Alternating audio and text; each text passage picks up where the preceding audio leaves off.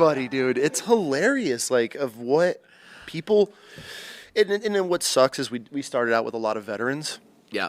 And because that was just my niche, and I knew so many here in the valley. You were. And so everybody's like, I'm not a vet. And I'm like, oh, fuck. And that's when we were like, we got to start having civilians on. Definitely not a vet. Yeah. They would have kicked me out a long time ago. I don't know, man. I was pretty fucking belligerent. And it takes a lot.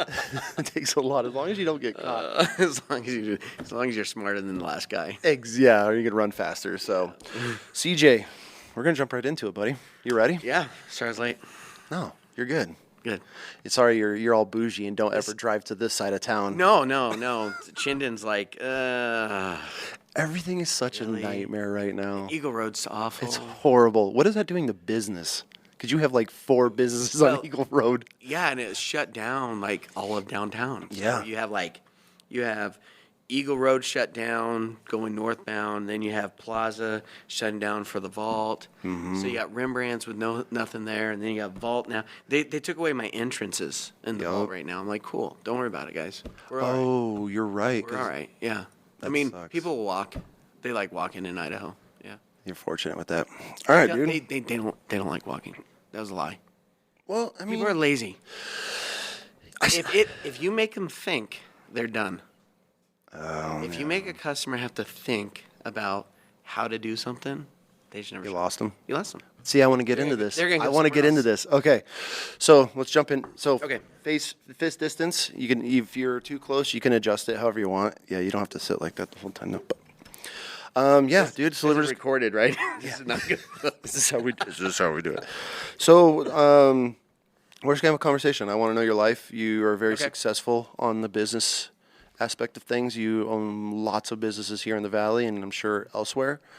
And I've watched you for the last couple of years, and I just wanted to pick your brain on it. And I think a lot of people, after talking to you quickly with Charlie, kind of like spark like the holy shit. I need to sit down with you because you are somebody that I feel that it can be very valuable to a lot of people, at least guys that are looking to start off. So.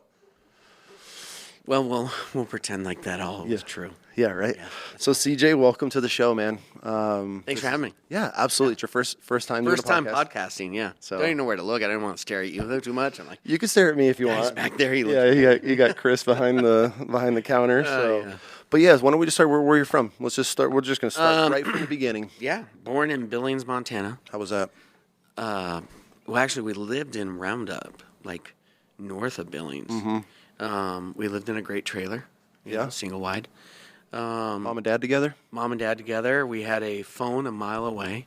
Really? Yep. My dad was a long-haul semi-truck driver. Well, not long-haul. He did groceries. But he would, because where we were at, he would go. It was a long haul. It was a long haul. Yeah. It wasn't considered a long haul, but it was across state. Okay. Mom, 3 kids.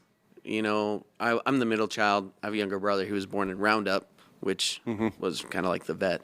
But, yeah, we lived in the middle of nowhere. Damn. And my parents are from California. You know, here's this Sicilian guy gets married to this Irish woman, and they have a child, and they're like, oh, crap, we don't belong. Yeah. So my dad, beach bum, skip school, drag racer, decides, hey, let's move to Montana and be a cowboy. Really? Yeah. And so he moves us all up to Montana, and we were there. He was helping out. We met this couple up there that had thousands and thousands of acres. Mm-hmm. They were ranchers. And they said, well, we got a place. And they set him up. And my dad got a truck driving job. And when he wasn't doing that, he was working on the ranch. And that was the start of where we were headed. You know, we didn't have much. My dad was a mechanic by trade through school and things like that. Never went to college until later. But probably still be in Montana if my dad didn't wake up on my mom's birthday in 86, I believe, paralyzed from his waist down. Just random. November 23rd, just wake up one day, just can't walk. What? Yep. And you know how great in the 80s Montana, with the main roads a dead end both ways, the system was. They said, well, you got MS, you're never going to walk again, good luck. That was See you later. Yeah, well, we can't really help you. He had no signs building up to this or anything. Just one day, just woke up and that was it. Nothing. Semi truck driver before delivering groceries, working on a ranch, and then just woke up, couldn't walk. Wow.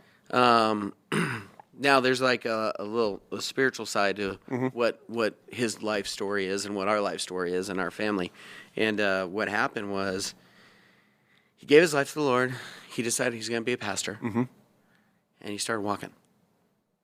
Now, by this time, we moved down to California for medicine. So you left Montana, went back to Cali. Okay. Yeah. And he started walking, went to master's college, and to this day, he's walked, he's ran. He can't feel temperature, so riding motorcycles is real fun. He's like, hey, Dad, your leg's burning. You're melting your calf. Oh, I was wondering what that smell was. I'm like, you're smart. Right? Yeah. So he gives his life to the Lord. And, yep. And and he's a stubborn man. Yeah. So something big had to happen to say, okay, I'm going to surrender my life to something. 100%. And so he was completely like, okay, now what do I do? Goosebumps, dude. I'm a semi-truck driver Yeah. that can't drive, And so, yeah, my mom, and I tell you, we moved, we moved a lot. So as soon as my dad went to master's college, got his degree. I think we were there 2 years, and we moved right up to Idaho, and that's how we got up to Idaho. Because they didn't want to raise us in California. Nobody didn't like does. California. Yeah. They're like, we're out. And this is back in the '80s, so it was a little bit better probably, but not. And they just didn't. They didn't want the influence on. I never really grew up with a lot of cousins running around, even though there was big families on both sides. We didn't really grow up with them, but. So we just kind of started a new life, but we ended up living with friends because, again, Dad doesn't have a job. We're on Social Security, disability. Being a pastor is not the most lucrative. Being a pastor, he didn't like, hey, let's go make money. So so we kind of just lived with different people. Growing up? To what age? And I kid you not, I went to Lake Hazel Elementary, Amity Elementary, Frontier Elementary, McMillan Elementary. Damn. And then we decided, my dad's like, I got a job in Montana. Go back to Billings. So we packed up everything. We moved there, and we were there 7 months. And ended up going to 2 elementary schools there. And it was like, I'm like, cool. And we moved right back. He's like, no, just kidding. Montana's not for us. Yep, just had to check one more time. Just making sure. So we lived in Montana twice, right? But it was a very short time. But from there. I mean, that's worse than a military brat. Oh. I think I was in 13 different schools in 10 years because I never graduated. So you never graduated high school? Never graduated high school. Yeah, I dropped out. I say dropped out, but I got my GED. Yeah. Good for you, man. School's not. I'm not the school guy. So you didn't graduate high school? No. Fucking A. No. I never in a million years, man. Yeah. Okay, this makes it even better. Yeah, never graduated high. Well, and. Yeah, my parents said, hey, you got to do your required classes. So, 0 hour, which I'm always on time to everything. Right.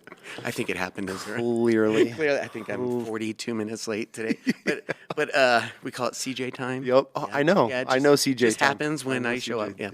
Yep. If I show up. So we were really planning on starting at 10. So we're ahead of schedule. See, you have mastered CJ times. I watch.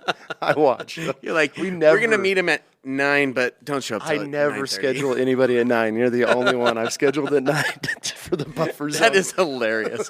And it's true. Yeah. But I don't know where I left off. But yeah, just went to schools. 13 schools. A lot of schools. And had the most amazing childhood. Yeah? Yeah. Different experiences.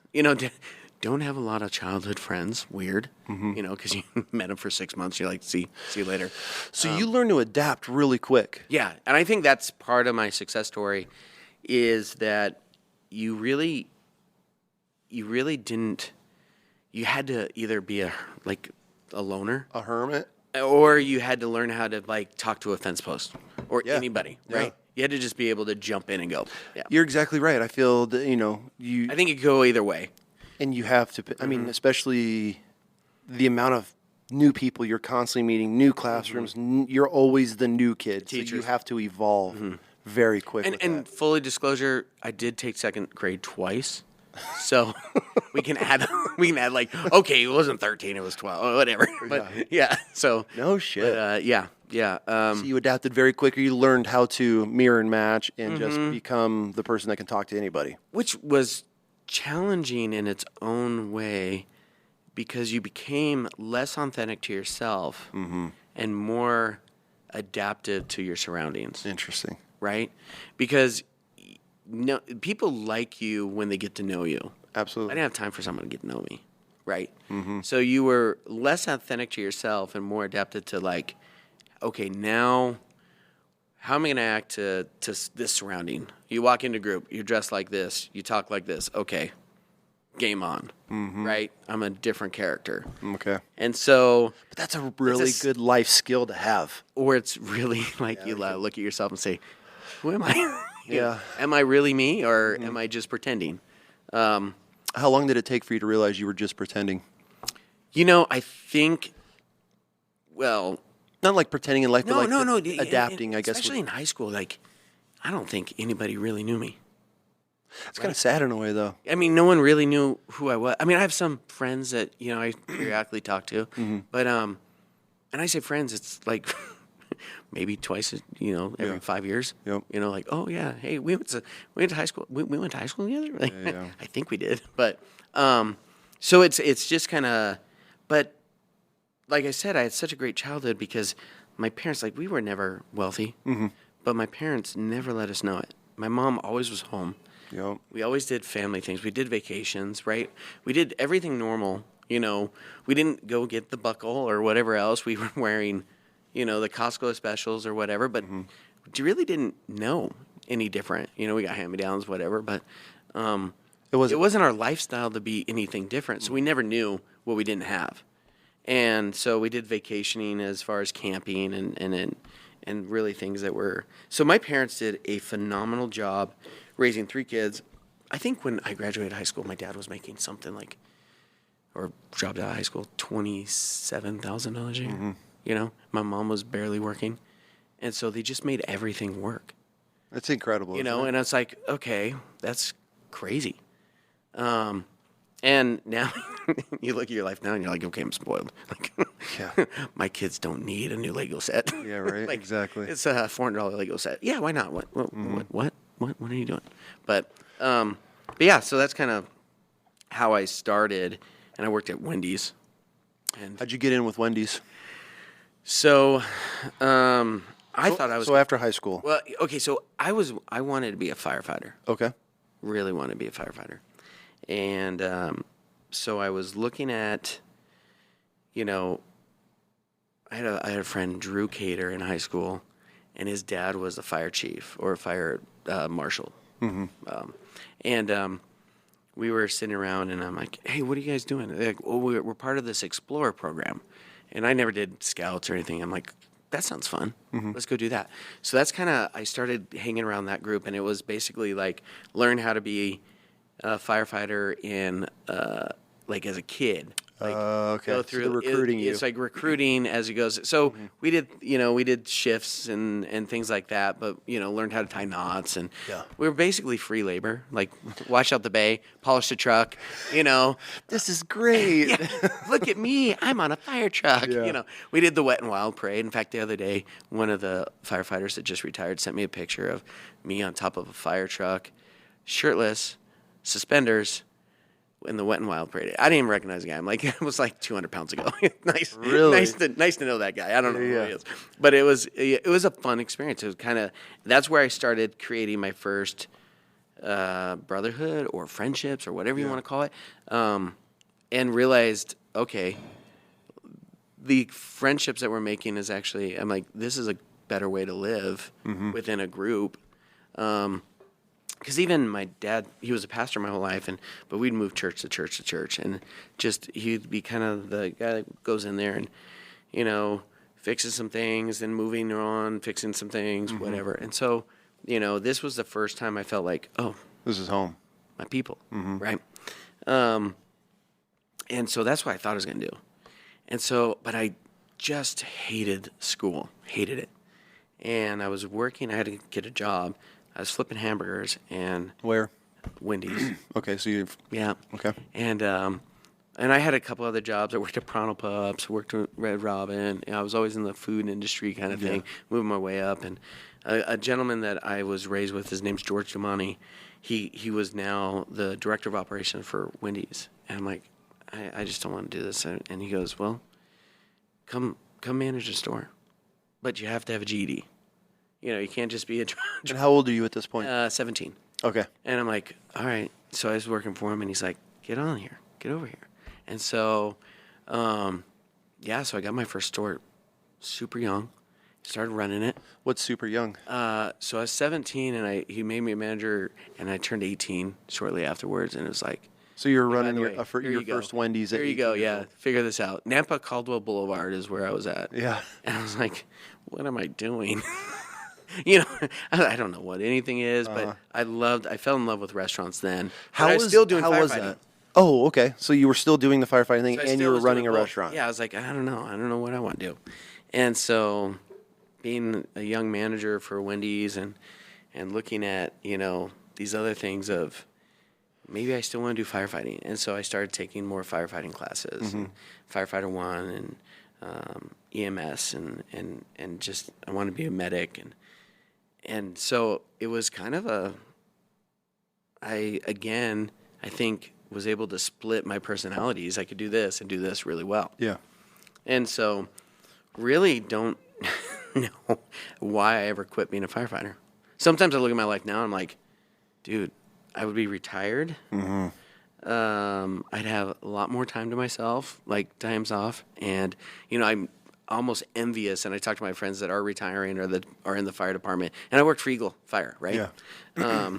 And I'm like, dude, I should have kept at it. And they're like, are you kidding me? I'm like, yeah, you don't know how much I envy your job right now.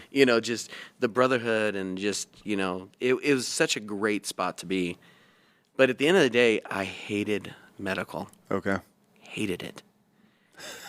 Hated it. Why is that? I sometimes lack and which is a good thing, but sometimes I'm not as sympathetic as I should be. I'm like, it's just put a Band-Aid on it, like whatever, But then it was like their worst time. So like the little things I didn't really mind and I didn't really care much, but then the big things just rocked me. Like going to a kid that committed suicide that I was in school with. I'm just a kid, And so you started seeing like, more death and more worse times and more of this and that. And I think I just realized that you either have to become really hard, like be numb to this part of your life, if you're going to do the job. So I have tremendous respect for any of that first responder 100%. or military or anything else. Like it's like, well, and being a firefighter, I was like, well, maybe I can go to the Air Force. I was going to ask, like, you sound like with just needing that brotherhood, the military would have been a perfect. Well, and I'm like, I got to do this. And I don't know why, more than just, it just never fit. Yeah. It never really worked. So you start realizing that being a firefighter or paramedic isn't the thing. So you start really like, okay, maybe this Wendy's manager position. Well, maybe food. And, you started living for like $1. And you're like, oh, I can make $1. And so, relatively young, I was making great money for being so young, no degree, a lot more than all my friends were still in college or whatever else in high school. And I bought my first house at, I think I was 19 years old. Really? In Eagle. What is your first house? $64,000. You bought a house in Eagle for $64,000. Yep. Have you ever It's a townhouse. have you looked it up recently? Yeah, I don't want to talk about it. What's it worth now? I think the last one in there sold for like $390 something, almost $4. I'm like, dude, it's 900 square feet. Right. Like, it's not worth it. But, It is I now. guess it was. Yeah, right. I remember it was, and I was so proud of buying this house. For sure. So I'm at my dad's house, and there's a group of people there, and I'm talking to someone. I'm like, yeah, I had to outbid this guy to get this house. And he's like, yeah, I just got outbid on a house. I'm like, no kidding. Where's your house? Eagle. I said, yeah, mine is Eagle too. He goes, yeah, what's your? I said, Eagle Glen. He goes, mine was Eagle Glen. I said, 288 Eagle Glen. He goes, you're the jerk that outbid me. Oh. So and that made me more proud. And this guy, for sure. his name is Ryan Harris, and he's probably one of my best friends Yeah. ever since. And this is how we met, right? I'm buying a house. He's trying to buy a house. Well, I'm like puffed up, but this place was, no carpet. When I walked in, I walked around it. the guy that must have lived there might have done some, I don't know, killed someone. I don't know. He had a mattress on the floor, guns everywhere. It was filthy. And it was just, you get that feeling like, what is this really? Yeah. What is this? What is going on in here? Like, I wouldn't be surprised if a tripod camera set up somewhere And where there's it's, handcuffed, tied- bolted to the tied floor. into, that's the kind of place. I'm like, so I had so much work. Well, I kid you not. Not a month later, I'm in it. Not a month later, the next door neighbor decides to put her house up for sale, and she's like, "Yeah, I just remodeled. I got all the remodel," and she's like, "I'm gonna put it up for 70." I'm like, "You gotta be kidding me." So I call Ryan. I'm like, "Hey, by the way, the way better property just went up beside me," and so we shared a wall for that many. So he bought it, but he didn't have to put a dime into it. It was perfect. It was done. I'm like, and he's like, "Yeah, wish you would have gone outbid me." I'm like, "Yeah, shut up. I don't want to talk to you." But that's how But that was the first house, and that was the first guy that I really would consider a best friend. Yeah. Because we did things together, right? We did. So it was kind of an interesting way to start. But I bought my first house in Eagle, and I was firefighting. And by this time, I didn't know what restaurants I wanted to do. And it's hard to be young and say, hey, I work in fast food. Why? Just a pride thing? Pride thing. Okay. Which I wish that it wasn't. Why? Because it is one of the most... when I look at fast food now, and I'm like, dang, just give me a fast food franchise. I want a franchise. I would sell everything I got and get a franchise. Interesting. A fast food franchise. Yeah, the systems, the technology, everything that goes into making a franchise like that systematically work. So everything's cookie cutter then. So when you buy into a franchise, you're buying. When I say cookie cutter, obviously you're going to have your hurdles, but I mean, the timing, the systems. Mm-hmm. Everything is laid out technically. Oh yeah, yeah. They have the what behind the why written in every direction. We made 6-second sandwiches, burgers, 6 seconds. And even in the condiments, white, red, green, right? Ketchup, or mayo, ketchup, pickle, onion, tomato, lettuce. Right, and then you did a W for Wendy's in mustard, put the lid on it, and throw it away. Right out the window. 6 seconds. 6 seconds. And you have to do it that way, right? It has to be that systematic where you just become robots. Fascinating. But you open your own place and you're like, oh, I'm going to do this. I'm going to put this on. And all of a sudden your condiments are, you got a salad. I own restaurants You're now. talking about if you open up your own personal restaurant. Yeah, I got a hamburger. I'm like, oh, I got to get down here. I got to come over here. I got to toast a bun over there. I'm like, well, no wonder we suck. It's a 45-minute hamburger. You're like, oh, I got to run to the back. I got to get cheese. So what you're saying is don't go to Rembrandt's. You're going to be waiting for No, we got to figure it out. But that's someone didn't hand you the playbook. Yeah. You're like, okay, we just got to figure it out. But so from going, sorry, I don't mean to interrupt. But from going from fast food, how long were you running Wendy's? Okay, so I was in and out of Wendy's. So I was in Wendy's, and again, my pride got the best of me, and I'm like, dude, I'm going to be a firefighter. Mm-hmm. I'm not going to do this. And so funny story. So in 2004, I'm going to get my dates maybe wrong, but, you can fact check me. I don't really care. Somebody will. Yeah, I know somebody's like, oh, this guy's a loser. I get it. I am. It's true. Fortunately for you, nobody listens to this. So you're good. This is really nice. One day when people discover us, they won't worry about it then. Yeah. Everything I'm saying from this on is a lie, so we're clear. Yeah. The only thing is I dropped out of high school. That's the only truth. No. I think in 2004, I got a job at Rembrandt's as a shift manager. Really? And the guy that opened it was Mark and Jeanette Pretty, and they sold the company, and it was like their give back charity thing. So this is back in the day where Rembrandt's was velvet reds, Venetian oranges, art all over the walls. And it's originally a church, correct? And it was originally a church, yeah. So that church was built in 1896, and moved to the current location in 1904. Wow. So it was moved down the street. So that's kind of cool building. Yeah, and Rembrandt's is just so if people don't know, is kind of an iconic building in Eagle, downtown Eagle. It started out as a church. In fact, the Baptist church that was using it, I think it was Baptist, is still alive today, and they're working on putting a new building up. Really? In fact, I just saw the blueprints for them, and it will be downtown Eagle. And the original bell that was in the bell tower at Rembrandt's is now going back in the bell tower. That's cool. That's in Eagle, which is kind of cool. That is cool. But so that's in 2003 or something. Mark bought it from the church. Okay. And he, just wanted to give back. And so he said, I'm going to build a place of belonging, a community center.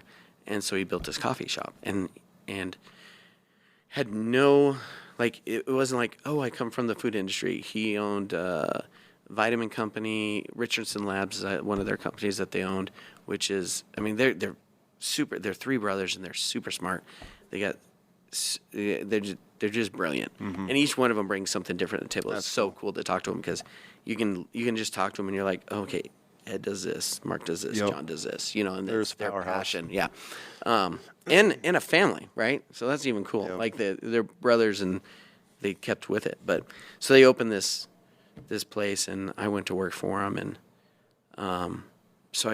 it's kind of cool that I worked at the place I ended up buying 10 years later. That is cool. Or There's not a lot of people that can say that. Yeah, 14 years, whatever it was. But we'll do the math as we go. Yeah. But it was kind of fun. So, but I was doing that and firefighting because I really thought I was going to be in firefighting. So you left Wendy's, went to Rembrandt's, and Yep. you were still firefighting. How many years did you firefight for? So I was a volunteer firefighter. At 18, I became a volunteer. So I started when I was as the Explorers. I think I was 15. In fact, I think I even learned how to drive and drink beer at the fire station, right? Back there. We had the old fire station. It was way different. Everything It was. was so cool. Yeah, everything Dan was. Friend was the chief. We didn't really care about nothing. We had the nut feed. Remember the nut feed? No. So we had Rocky Mountain nut feed, right? Oysters, Okay. cow balls.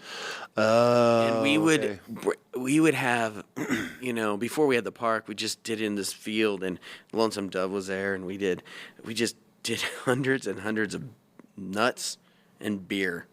And it was the community would people show would up come for it? in, and what it would do is it would help support the volunteer fire department. Yeah. We had some staff, but it was a half staff, half volunteer department. And so we do these big old nut feeds, and people would come in for everything, and everybody gets sloshed, and we had a band going. It was the best, worst thing a first responder group could do, right? Because they were all drunk, every single one of them. We're like, don't have an emergency today. Yeah, we're gone. God help we're us. gone. Yeah. You're on your own. Maybe Star can come out. I don't know. Yeah, right. Whatever. Which star? They're going to be an hour out before they exactly. Yeah. Back then, they're like all the way to Eagle. I don't know. Yeah, when calling from Eagle to Star was long distance. Yeah, that's right. Yeah. But that was there, and so that was a side note. But so I was there, young, 16, 18. I started, and I ended up staying on as a volunteer. Oh gosh, till I was 27, 20. Really? Yeah. Oh, okay. So I was, you have some but I only time. had a volunteer here one day. Yeah. But quickly I started, did the Rembrandt's thing, left Rembrandt's, got picked up by, I went back to Wendy's. Why? Maybe I went back to Starbucks. I went to Wendy's twice. I might have went to Starbucks first as just another job, Like as a barista, or were you running store it? manager. Okay. Yeah, so I was. How is that machine? I feel like Starbucks it's probably way different now, but They are, they're way woke now, but they were probably the best, and they were probably the best oiled machine I've ever worked for. Yeah, I feel like they have to. It was just insane.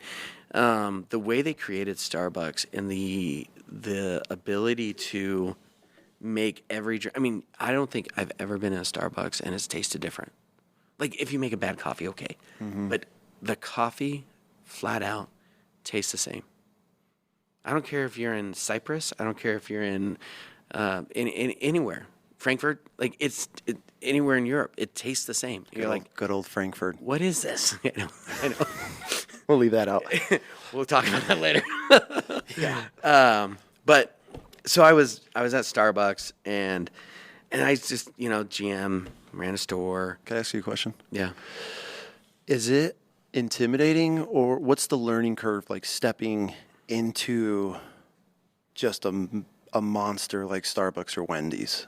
Is it everything so programmed that it makes it simple, or is it you're just like, holy fuck, and you're just buried in the learning everything behind the business? I actually it actually ignited me. Okay. Right?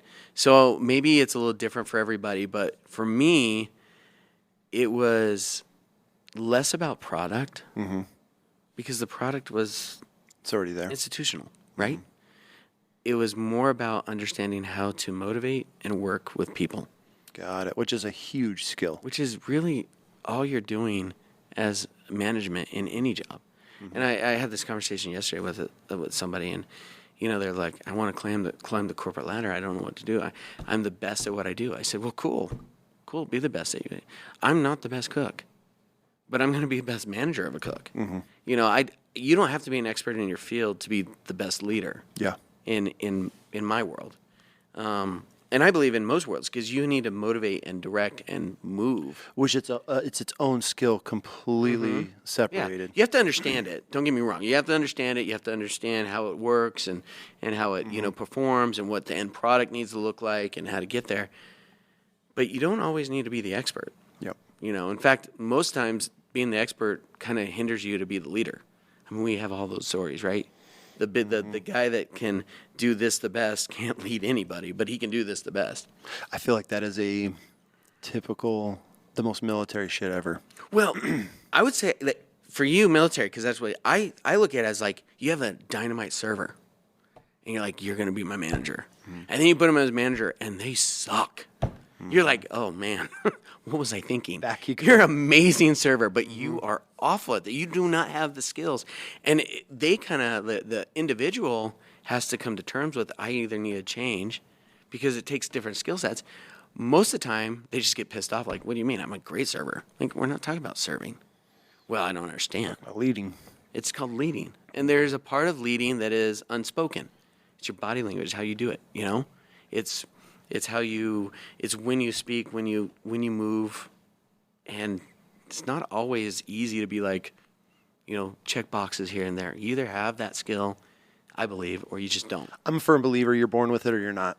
And, you see these guys and they go to like these leadership classes and you'll pick things up and you can learn skills, but like, and I learned it in the military. I'm like, cool, this dude was the best guy that we've worked with. And then, he'd get promoted and you're like, holy, this guy is a fucking idiot. Yeah. You go from being top dog and then you get put in a leadership position. Now everybody hates you because you don't know how to lead, or you lean on, at least military side. And I feel like most guys, the route they take is just yelling and screaming. Like, and I always told my guys, and one of my best friends to this day, our teams were side by side, so all of our vehicles pretty much touched. And we would sit and watch all these other instructors and platoon sergeants just scream at their guys, and it's like him and I never yelled. Like, if I have to yell at you, like, we are fucked. Well, even look at like the football, what's his name? Peterson for Boise State. Oh, I don't. The guy didn't even have to yell. Yeah, he just had to talk.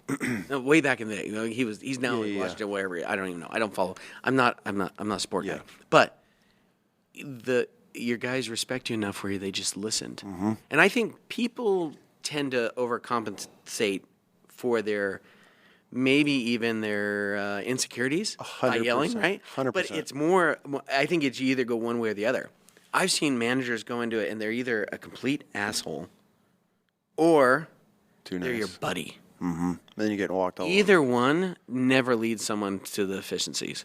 No, it never works. It just doesn't. And so there's a middle ground where, you have to be approachable and you have to be firm, but the point is being consistent. That's the hardest part, is finding that middle ground. Because you're going to get walked all over, taken advantage of, and then if you're too much of an asshole, then they don't respect you. They're not going to be putting out the extra because they respect you and they love working for you. Yeah. It's a hard, and I know everybody has worked for both, know, and it's like, it's tough, it's one of those things. Like I learned very early on in the military, like I looked at certain leaders and was like, God, this guy's never yelled, but when he talked to you, you shut the fuck up. I mean, you were, and then if he was it was like dad, like. Yeah, if you're disappointed, it's way worse than being yelled at. Oh, you can take an ash chewing all day, and like, and I'd rather you yell at me than it's done and over tell with. me, I'm like, oh, Yeah, I'm like, all right, well, That's pissed. That one up. yeah, shit. But then when they're like, you let me down, you're like, Yeah. God, Yeah. But that's what it comes down to, and I feel most people, especially ones that climb the ranks really quick, they never have the time to adapt to learn as they grow. And then just because you're put in a leadership position doesn't mean you're a leader. Yeah. By any means. And being the soldier or being someone under that kind of leader makes it tough. you still got to do your job. You still want to be like, okay, I'm going to follow this, but it becomes the most difficult piece of the whole equation. Like, because at the end of the day, maybe leaders are going to yell at me, but leaders don't do anything. No. It's everybody under the leader that accomplishes the goal, right? And you're like, if you can't lead, then your team doesn't Execute. perform. Yep. And it just doesn't work. Visionaries and executors. Yeah. If you're not doing it, then. So I don't even know where I'm at in the story. Starbucks. I think we're somewhere around Starbucks. But I mean, it's fascinating to me because we as an outsider, I've never worked in fast food. Straight as a kid, and my dumb ass signed a dotted line and off I went. But I've always watched, and I sit and just me being who I am, I love breaking down how things work. Yeah. In systems. And so every time we would go to any of these Starbucks or anything, I love like to me driving through In-N-Out and you get to see the assembly line fascinates me. And it's not even just doing it with kids. That's part of the fascination for me is you're hiring high schoolers that don't even know how to wipe their own fucking ass yet. And these kids are running a full assembly line. $1 million business. Multi-million-dollar business. Multi-million. Yeah. And then the fact that these kids, when they launched this In-N-Out here, I mean, bro, people were waiting in line for 6 to 8 hours. By 15 hours, people were camping in. So when you pass the 8-hour mark and you can make it to Salt Lake and back pretty much in the same time. Day. Yeah, same day. You're like, I could fly. When I could drive to Ogden and back by the time I'm going to get my burger sitting in this. Yeah. Okay, maybe I should. A little much. But, But you watch this kid, he's just fucking pumping out French fries, or the guys with the sautéed onions, and I just watch. Yeah. And it's fascinating to me that they have. That's why I kind of asked. They have it so systematically that this is your job. This is your one job. Like, you need to perfect onions and do it till you perfect it, and then you go to this, and you don't get. It's really like we're not paying you to think, we're paying you to do. 100%. Right? And just systems. And that's what the power of these franchise have. And that's why, in a large amount, those are why they're so successful. Because systems and those things, they protect the two most important things in restaurants: food cost, labor cost. No matter what. Is that what kills you in a restaurant? restaurant? Nothing else matters. If you sign a bad lease, you're an idiot. Okay? That's your fault. I've signed a bad lease. I signed a bad lease not too long ago. My own fault. Really? It crushed me in that business. Okay. If you can't control the non-controllables, you can't control what your power bill is going to be really. We're going to turn off the lights more, or your water, your sewer, your chemical, your cleaning. You can do a little bit more of that. Your insurance. You can't. That's just what it is. No matter what, your rent. You can only get a guy in New York told me once, a brilliant man, restaurant man, and he goes, "Your rent should be your worst day of sales, 1 day of sales. That should cover your entire rent." Well, is that possible? Not in Idaho. Well, not that I know of. Okay. I mean, it's hard. Your worst day in sales, it covers your first. I mean, I feel like that's perfect. It's a great way to do it. Yeah, if you can get it. But not everybody does it. That's why restaurants are such a low barrier of entry for mom and pops. That you get in there and you're like, well, I can do this for this and this for that, and you don't realize all the little performance. Shit. But the biggest thing that you don't manage is food costs and labor costs, and that is what restaurants and franchises in general. That's what they perfected. That's what you're buying. Okay. That's really what you're buying. You're basically saying, the franchise is saying, look, you want to be successful in a restaurant? Buy this franchise. And I'm going to almost guarantee you, if you follow, and most times, from Starbucks, I got picked up by Food Maker, and Food Maker owns Jack in the Box, Qdobas. We did the JBX grills. We failed miserably, but we learned a ton, right? JBX grills failed, and all of a sudden we redesigned all the restaurants to have fireplaces in them. Right? Jack in the Box now has fireplaces, and the way it was designed, and the use of the reason why JBX Grill really failed, and this is a sideline, but JBX Grill was an offshoot of Jack in the Box. But in JBX Grill, we used everything about Jack in the Box. So we had the heads everywhere. We had all this system where you went through and you're feeling like you're going through a fancy Jack in the Box. Cool. It's still fast food. It's still Jack in the Box. So now your 99-cent tacos are $6. And people quickly figure that out. Well, it's better food. It says Jack in the Box, dude. You're still, where are you getting it from? The same distribution. Mm-hmm. Okay. So you didn't divorce yourself far enough away from the two concepts to make one work. I don't actually think it was a bad concept. I mean, it is a good concept. It just didn't make sense. No. So then what you did was you took that and you blended it and blah, blah, blah. So, but these, when I got picked up by those guys, you know, my job was, I went from store to store to store to kind of, they were, oh, this is a trouble store. Let's go in and look at it. Let's go look at what the issues are. Let's figure it out. And 9 times out of 10, a store that didn't work was because they threw out the policy or the procedures. Why would they do that, knowing that I just bought a turnkey? Because I do it better. Oh, it comes on the price. Or I'm lazy. I don't really want to do that. The people that own restaurants that don't count their food for inventory basically say, I'm throwing it to chance. I feel, my gut says that I'm doing a good job. If you have, the restaurant math is so easy. This is why I excel at restaurants, because it's elementary math. If you have $100 and you buy $50, your food cost is $150, right? In food. If you, at the end of the time you have $100 left, that food cost is now $50, right? You have beginning plus purchases minus ending. It's really simple. Okay. And that's your food. That's a food cost formula. Like if that's the basic bottom line. Okay. And basically you take that $50, that's your food cost. Mm-hmm. And they're like, well, what's the percentage? That divided by what your sales were becomes your percentage, right? Yep. It's pretty simple. But if you don't count your food. What do you mean by count your food? If you don't inventory your food. Like you're literally count, okay, we got 100 burgers, we got. Yeah, you got 15 pounds of burger, I buy it at this. This is what my cost is. Okay. Because then I understand where am I losing? If I'm losing money and you come to me and say, I have this restaurant. And we skipped over a large part of my life, but my life is boring. This is fun. No, it's not. This is all fascinating fun. to me. If you do this and you're looking at it and you're like, my restaurant's failing, then you look at it and say, okay, what part is failing? Mm-hmm. Well, I don't know. Well, how often did you get that answer? Oh, all the time. They don't know where when someone's failing in the restaurant. Never do I really get the answer. Well, my plate cost, meaning the food that goes out, is more money than is costing me more money than I'm making. Yeah. Because obviously at that point you'd be like, okay, I got to up my price. Yeah. And more or less when someone fails, it goes back to I can't get someone in my front door. Right? I can't get someone in my front door. Is that the first knee-jerk reaction that people are instantly go to? Well, and that's typically why they think I can't do it. And I just need marketing. I need to get people in the front door. I need to get my message out. I need to get this out. I need to get that out. But it doesn't matter if you have 400 people or 200 people. If you don't manage your costs, it won't matter anyway. If you're losing money on every plate, it doesn't matter. It doesn't matter. You're just losing more money. You know what you can do? You can look really good losing $250 a year. Oh, yeah, huh? You can look really, and Have restaurants, it's like, oh, yeah. I've seen it happen all over time. And people just assume you have a restaurant, it's busy.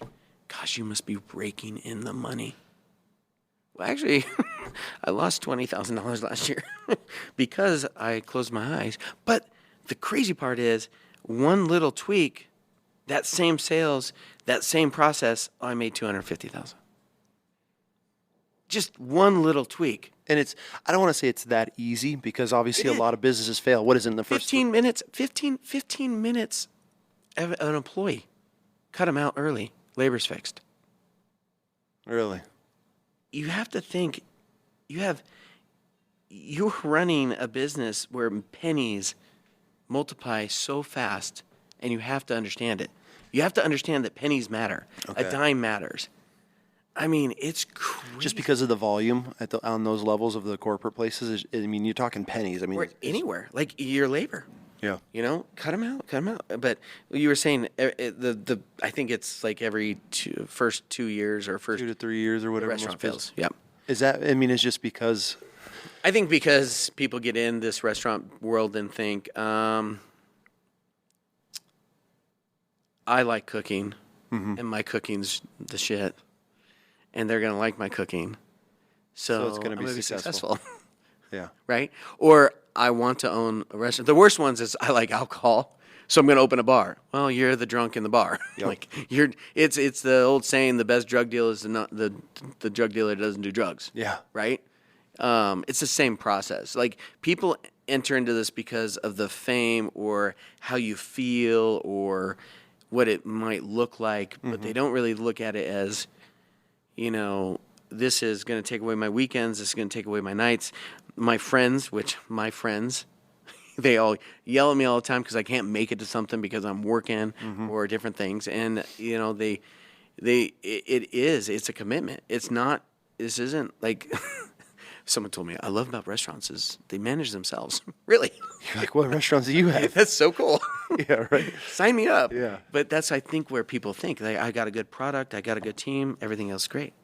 You know, and we can get into that every employee, no matter what, is going to steal from you. Really? Every single one. That's a bold statement, though. Oh, I can prove it. I mean, just by eating a burger, cooking a burger. There's 3 ways that people you count burgers, money. That's how you make money. Okay, I get it. Okay, let's say you're a car dealer. Well, they just took one car. Yeah, I mean, I get That's it. how you make money, right? Without the car, do you make any money? No. Without the food, do you make any money? No. Oh, but it's just pennies. Oh, gosh. I'm a penny business. This is how I make my money. Every employee. Every employee. And I can prove it. That's a ones fucking bold cash is easy, right? We know the cash. Yeah, see, like when you say the statement, that's what I think, like stealing. But I get it because What are the other 2 most important things in a restaurant to manage? money, food, Food, customers. food and labor. Okay. Food and labor. Clocking in early, clocking They're out. gonna steal the time. Guarantee it. Yeah, I fired 19 of my guys one day. Ugh, And that's hard. it wasn't. I wish there was a job, and I've said this for years, that I can just go in and fire people in corporations. Not in a sadistic way, but I have no problem doing it. It's business, especially if there's a reason, right? And so I had this group of guys, and they're all veterans. All of them were unemployed when I hired them. They went from making no money, and I'm talking like these guys were clearing like $2,500 a week. I mean, overtime was unreal. They're doing good. And so, but the spot that we were working was super remote. So I told these guys, and I got it approved through corporate, and I was like, hey, if you guys leave between 7:30 and 8, round it to 8. You have a 30-minute drive before we're on hardball headed home. But if it's, 7:50, you're not rounding up to 8:30. And so I thought the way I would give them an extra if they left, and I had this female Air Force vet, and she ran like my numbers, and she would watch over everything. And she came to me one day. She's like, "Hey, boss, like these guys are leaving at 7, but they're marking 8 o'clock, or they're leaving at 7:15, marking 8 o'clock." And to me, that's stealing.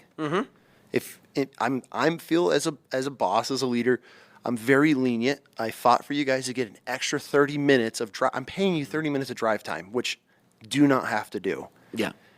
And so I started watching. And so instead of me being, knee-jerk reaction, you're all fired, I had a meeting. I sat everybody down. Hey, guys, I want to reiterate. These are the rules. Don't abuse it. If not, it goes away or you go away. And I gave it 2 weeks, and I had her pull all the numbers again, and these guys still did it. And I lined every one of them up. In front, I'm talking on a construction yard, first thing, ginormous company. Yeah. I'm out there like fucking drill instructor, knife hand, because it was stealing to me. I mean, we added it up. It's a real dollar amount. Every day, and what these guys were making was not a normal minimum wage. I mean, these guys were starting at $25, $30 an hour, and the work was fuck you easy work. Like these dudes are driving around ATVs in the desert looking for tortoises and shit. Yeah. And you're going to try to steal from me, and so that's You have a dream job. And you went from unemployed to making fuck you 120, money, yeah. and now you're stealing 30 minutes from me. So I get, So well, and it's so hard because people and I think as an owner and a boss or a business owner or whatever, you have to realize that there is there's an understanding that, you're going to lose some labor. And that's not what I'm talking about. There's going to be people taking a break or this or whatever else. That's really not what I'm talking about. But the intentional ones will do, hey, buddy, I'm running late. Clock me in. Go ahead and clock me in real fast. How often do you see this? Every day? All the time. Yeah. All the time. And it's funny because they're like, they don't see it as an issue. You own a restaurant. You're the boss. You own this company. You have this construction company. I've seen your house. I see your car. I mean, Idaho's still, and it's changing, right? But you used to drive like a Ferrari, and people wouldn't do business with you. They're like, you're ripping us off. You're ripping us off. You're charging too much. The perception is, if your success is so good, then why am I not driving that? Why am I not doing this? And I can take from you. And so the restaurant world, it's they're going to steal food. They're going to steal time. Limited cash, especially nowadays. I mean, the big cash seals are, and I caught someone the other day. No. We do this Bible study breakfast at Rembrandt's. It's at 6 a.m. We get there early. I think it starts at 6 or 5:30. My staff gets there early. And it's really, we don't make a ton of money at it. We just we lower the prices for them, but it's just something that we do for the community, right? And you do a lot of stuff. We get like 70 to 90 guys at Rembrandt's in the morning, right? And everybody gets a cup of coffee. That is one thing they all get. They get a cup of coffee. And I think coffee at Rembrandt's is like $2.95, which is, by the way, outrageous. I mean, but that's just the cost of coffee nowadays. But you're paying $3 for a cup of coffee. I had an employee that would give out and add up coffee. And then he would take the money for the coffee, but never ring it in. Never ring it in. So he would take, because these older guys, but if you used a credit card, he's like, now I got to ring that one in. Mm-hmm. Do it. But if you gave him cash, he'd just be like, perfect. And he would steal from us at a church Bible study, literally over time, hundreds and hundreds of dollars and thousands of dollars. And I'm like, and I finally like, why is it that sometimes you have 70 guys and I sell 15 cups of coffee? Really? And I'm like, so you just sit there and you do the math. And you're like, I'm going to lose money next week. It's all right. But you got to catch them in the act. How'd you catch them?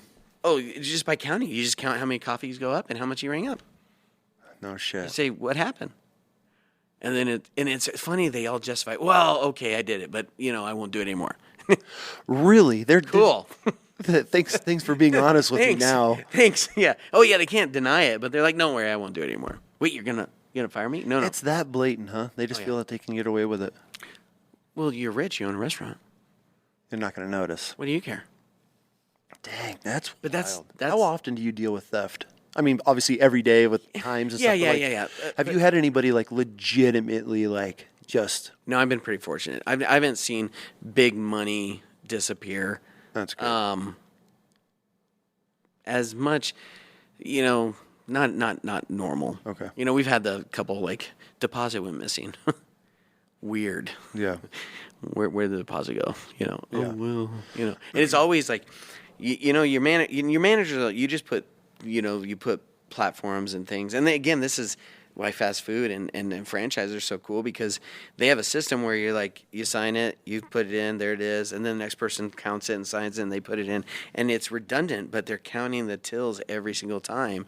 Because in fast food, this is the trick. If you're cash, I've looked at tills, and if you see change in the far left, right, you have blank, quarters, dimes, nickels, pennies, and what they'll do is they'll be ringing things up, and for every, like, I'm going to get, the prices off of your head, right? Mm-hmm. You just become expert. Like, I'm going to have a chicken nugget and a soda. Well, it's $4.15.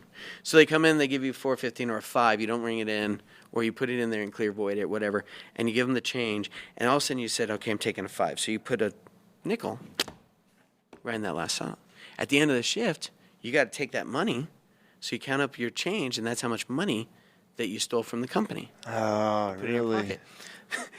The bad ones are they forget to count it, and then all of a sudden your till's over. Being over is just as bad as being under in a franchise. Interesting. It means that you've screwed up. Yeah. Well, yeah, we've counted it in. You counted it in. We're counting it out. We counted it out together, and you're off. Mm-hmm. How are you off? Mm-hmm. This is math. Very rarely is, I gave an extra $5, or it was sticky, or whatever else. I mean, that's the first thing they go to. But really, you just watch them. It's All day, it's huh? insane. And so all these companies, even though price of processing, credit card processing, is outrageous. Mm-hmm. You know, you lose 3% right off the top, right? Every time you do it. Which that adds I mean, think up. if you're $1 million and you're giving away 3% a year, you know, cool, thanks. That's crazy to think. I could have hired another employee, but nah, don't worry about it. We'll have crappy service for our fees, but we'd rather have that because we probably lose money with just cash business more than we would. I mean, it's hard to steal from a credit card. Yeah. They Yeah, might yeah, steal from you, the consumer. Yeah, they'll swipe your But card it's, info. but it's hard to steal from me Yep. with a credit card. So in the restaurant world, I mean, cash is obviously king because Cash is king for everything. Well, the guys that don't report tax or whatever, they love cash business, right? Whatever. We won't even go into that. But for a server, they get to decide whether or not they're going. Well, they don't get to decide, but they typically decide whether or not they want to be honest about declaring their cash tips versus their non-cash tips. Which isn't Trump coming out right now saying that servers don't have to pay? If They're trying to make this whole thing. The danger is, where does that stop? Okay, so let's hear this side because obviously all of these politicians, they want every little bit of leverage and. I'm a repair guy. I work on tips. Okay. Yeah. No, you don't have to claim it. I don't have to claim my income. I mean, great for him though. Great Yeah. for you. Not for you. Not for the rest of us. Mm-hmm. Because someone's got to pick up that tax. We already have that, right? We have how many people cross the border? Yeah. And how many of them are paying taxes? None. And how many of us are paying their medical bills? All of us. So you're just going to take the workforce, I mean, a huge workforce of servers, no longer to pay tax on it? See, I mean, I see this is, I like this I point of view. pay. So you're against it. You think you should minimum have to wage play. for servers is $3.35 an hour. Damn. I had a server make $100,000 a year. On tips? So making $100,000 a year, you tax free? I mean, that's pretty awesome. I guess I need to rethink my career choice. Right? So, okay, so this is fascinating to if me. If you're a high tipped position, and that's your income, What about these servers, these cocktail servers in Vegas that are doing $250,000 a year?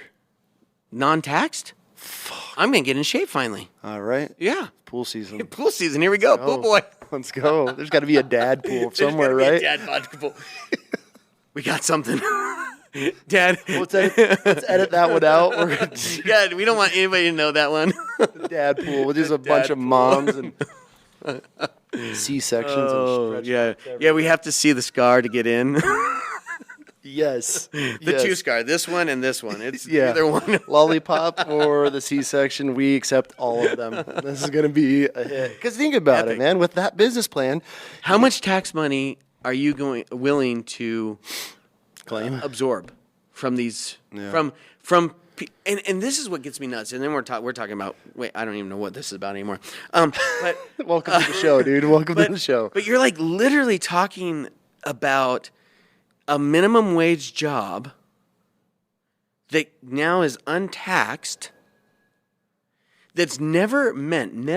Minimum wage was never meant to provide for a family.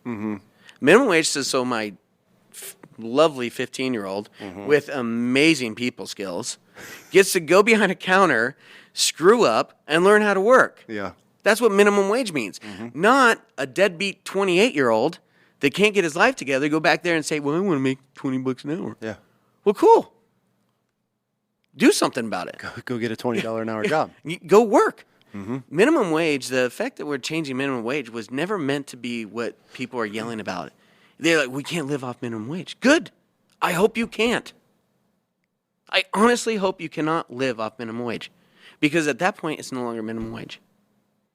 Minimum wage was designed to enter the workforce, not provide. Fascinating. And this is my opinion. Yeah, but I mean, Why not? You're telling me that my daughter needs to make $25 an hour is $52,000 a year, I think. Don't do the math. My daughter at 15 needs to make $52,000 a year, or 16. no. What's she gonna do with $52,000 a year? I'll tell you what she's gonna do. She's gonna have the best cameras, and filters on her Snapchat ever made. Mm-hmm. She's not going to pay rent. She ain't paying the groceries. Not paying a phone bill. She's not paying the phone bill. She's probably not even paying her insurance or her car payment. Maybe I'll be like, yeah, you got to pay your gas. And she'll complain. Am I wrong? No. But we're going to pay this person $52,000 a year. Yeah. And then they're going to get in college and go, I have no savings. Huh. It's crazy Cool. it's crazy to think, like, hearing from your point of view about the tips and taxes, because you hear Trump and whoever, right? We love Trump, right? Like, I mean, but it's like you hear that, and from me not being a restaurant owner or an employer, all my employees right now are like putting in their 2 weeks. They're like, we're not working for this guy. This guy wants to tax us. Yeah, right. After this airs, They're like, oh crap, we're done. This is not working. CJ's the worst. It's totally true too. It's a bit like, no, we can't work for CJ. He's greedy. Yeah, right. So, God, we went down a rabbit hole on that one. I know. So back to Wherever we were. Starbucks. You edit really well, right? I mean, like, you're make me sound smart. He just lets them run. So you were Jack in the Box for a while and doing that whole Yeah, I went corporation. Starbucks, Jack in the Box, and everything taught me different things, right? Oh, I'm sure. My office was out of Beaverton, Oregon. Our corporate office was in San Diego for Jack in the Box. Starbucks, I was able to travel all over. And so you end up going back to Wendy's last. And then I ended up going back to Wendy's, and George was like, okay, I let you have your fun. Mm-hmm. You got over your pride issue of saying I'm a fast food worker. Now I'm like, I wish I was just a fast food worker, but, and let's get in it. Let's do it. One of my And what did that mean? driving factors, so he said, come be a district manager for me, and let's, I'm owning the company. I want you to help me buy into I want you to buy into the company, and let's do it. He's owning the company of Wendy's. Mm-hmm. Of our franchise out here. Dale Nagy owns it. He's partners Which with were how Dale. many? They had 16. Now they were now up to 32. And he's like, just come do this. And by the way, Dale Nagy, brilliant man. George Dumani, brilliant man. And the way they ran their business was just incredible. Mm-hmm. You're looking at, like, basically, they taught me pretty much everything I know about restaurant P&L, right? And so they're like, come back in here, work. And I was like, gung-ho, let's do this. And I jumped back in, and I worked it. And you were managing all of their stores? I had 5, I think, at one time. And then I started working on different special projects and working on multiple different ones. And it was just, I was learning to run a company as an owner. Oh, right? Okay. But like everything else in my life, I was always looking at what's next, what's next, which is why I had so many jobs.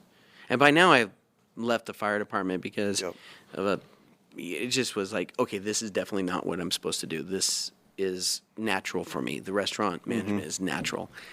And I went, what's next? And I remember a guy came to me and said, I want you to be my COO or VP of operations on a new holding company that's going to build self-storage properties, Anytime Fitness, gyms, whatever else we decide to do. I want you to come do it. And I was like, my break. I was too impatient. And it's funny because fast forward to today, George Dumani sold Wendy's, and Dale Nagy, they both sold Wendy's, and George now contracts and works with me. And he goes, you're such an idiot. All you had to do was be patient. You would have had the whole franchise. We would have done this whole thing together. And it was the biggest learning after the fact that I've ever done. Okay, hold on. Like, so these guys bring you on. I'm an idiot. They bring you on. They're willing. I mean, if you would have just stayed on, potentially all would have been yours. Then somebody dangled a carrot in front of you and you jump ship. Yeah. How long were you with the Carl's Jr. or Wendy's? Wendy's guys before you jump ship? The third time now? I think it was a second time. Okay, second time. Second time. I don't How know. long was it? A few years, or was it? Yeah, it's like 2 years into it or So you're 2 years something. in. You're Yeah. learning how to run all of Yeah, Wendy's yeah, franchise, yeah. and you get a carrot dangled in front of you, and you jump ship because that was your big break. I'm like, that's my big break. I mean, but how would you have known? Everything I'm working for is for this corporate validation world, you know? Okay. You know, you get the big title, you get all this, and they paying you a great, I mean, they're definitely upping your salary above that, you know, and I don't, and at this time, I was looking so much that they were like, dude, you're not in it, we're going to sell. And I'm like, crap. You know, like, Really? I knew it right then. I'm like, I made a mistake. But And there's no going back. there's no going back. You can't be like, I'm just kidding. I You're just want to going come forward. And it's funny because we'll fast forward. We'll talk about, you know, what I was really good in the Wendy's world, which is what helped me develop what I'm developing now. And George actually recognized it even today. He's like, yeah, this fits you better because of this. But so then I jumped over, and it was called Bitterroot Holdings. It was one family, and AJ's a podcaster himself, so I'm sure he'll say this and be like, "That wasn't right." But anyways, All lies. AJ's Osborne. He is a family company, and it was a complete LDS company because it was all their family. And I think I was the only non-LDS member. I mean, at one point, I think they put my coffee pot in my office. Just so you didn't have to talk to them. So just to tease me or something. So it was a different dynamic all of a sudden. I was with a very family oriented, and we're not talking like just like his dad, the CEO, was a stake president. Whatever I know a little bit, but stake president in the church, and so they are actively in the church, and so I'm like this. I feel like I'm like now I'm a fish out of water. I don't know what I'm doing. Yeah. I took this job opportunity, and I know restaurants. You know, what do I mean, I built Wendy's. I mean, we ended up building, like, I built one in Eagle, Mountain Home. You know, I did a couple developments there, so I started learning it. But I really didn't know much about development. And that was my main job is we were going and we were going to build self-storage properties. Yeah. Cool. Why do you need a hospitality guy? And, you know, we started learning everything I could about this business, and that's really where it then started clicking to me that, yes, I'm a food guy, but really it's a people business. I'm a people guy. You are. Like I want to manage people. I enjoy managing people. That's what fires me. So you have this dream job, and it wasn't there for you. I had this dream job, and man, they taught me so much. Taught me so much. I traveled all over. We had planes. We had everything. We built this company from relatively nothing to this massive, you know, hundreds of $1 million valuation company. And how long? 5 years. Wow. 5 years. We had and I remember we like self-storage, we'd be buying, and we were in right time, right place, right? There's a big piece of being in the right place, right time. But AJ and I had this philosophy that really meant that the days of walking in a self-storage property and seeing someone with a half-eaten pizza and they have I don't know when stretch pants became like if I wore sweatpants everywhere, someone would tell me you need to get ready for the day. But if they wear Lululemon, Perfectly fine. It's perfectly fine. Perfectly fine. It's not fine across the board. No. No. Especially with Every once in a while, I'm like, hey, get dressed. It's okay. Yeah. But anyway, but that kind of feel like sweatpants, stains. You come out and you're like, you got a cigarette hanging out. What do you want in storage? Hey, what are you doing here? Well, I'm at a storage facility. What do you want? Storage. So you guys were. I'm confused. You guys were changing the image of that, or is that? We wanted to change the image of what it was like when you walk into a self-storage. Yeah. We wanted it to be more hospitality. We wanted it to be more service-oriented, and so we did everything from videos to like how someone training videos, how you walk in, what does it look like. But I really adapted. Like when you walk into a restaurant, the very first thing you do is you look at the curb. What trash, fast food, what trash, what cups laying and pick it up. Then you look in the front door. You walk in the front door. You don't walk in the back door. You look in the front door. Because that's where Everybody sees That's first. where people go in. Yeah. And so you make sure it's clean, right? The windows are clean, no fingerprints. And so we did the same thing. We applied it all to self-storage. Okay. And we ended up getting more and more recognized, and we ended up seeing that we could be higher in price and fuller in occupancy. We can perform Just because of that little bit of a change? better because we are we understood, we did our homework, and we said, okay, 67% of all self-storage is decided by the woman. Okay, what does a woman want? Does she want a man behind the counter or a woman behind the counter? Yeah, clean, tidy woman. Yeah. The camera's up, wants to see that it's secure. You know, this is her great-grandma's stuff that we should have thrown away years ago. We're going to pay too much money to store, but we're going to do it anyways, right? We had popcorn machines in every one of them. We had, like, the whole thing, a free bottle of water, the easy things. But And those little things change that much. Yeah, we were in some cases 30% more than anybody else in town. And you guys were just full. And we were full. And when we say full, it's not full. It's, you know, you're 95% full. Because if you're 100% full, that's full. You're not doing your job. If I have 100% full of 5x5s, raise the price 6%, lose 3%, and have something to sell. If someone walks into your facility and you don't have something to sell, you just failed. Interesting. Period. Interesting. These people that say, I love it. I call them and I was like, hey, I need to put my trailer in a storage property. Oh, we have a wait list. Why? There's a breaking point. Raise it. Raise it. You're going to hit the ceiling and you're going to know where it's at. But guess what? Maybe it's 20% more. Even 10% more. You only have so many spaces. That's all you have. Interesting. And it's not a facility either. It's by unit. So if I have 20 by 20s that aren't renting, okay, I'm going to lower those. But I have 10 by 10s that are renting. That are maxed out. I'm going to make it easy for them to get in that 20 by 20s because guess what I'm going to do with 20 by 20s? Start raising those. So we quickly understood how to run this as a business, not a hobby. Got it. Right? How do we maximize and really understand how to run this storage company where it's not just rent it, sit it, forget it. The other thing is people, we don't give late fees. Really?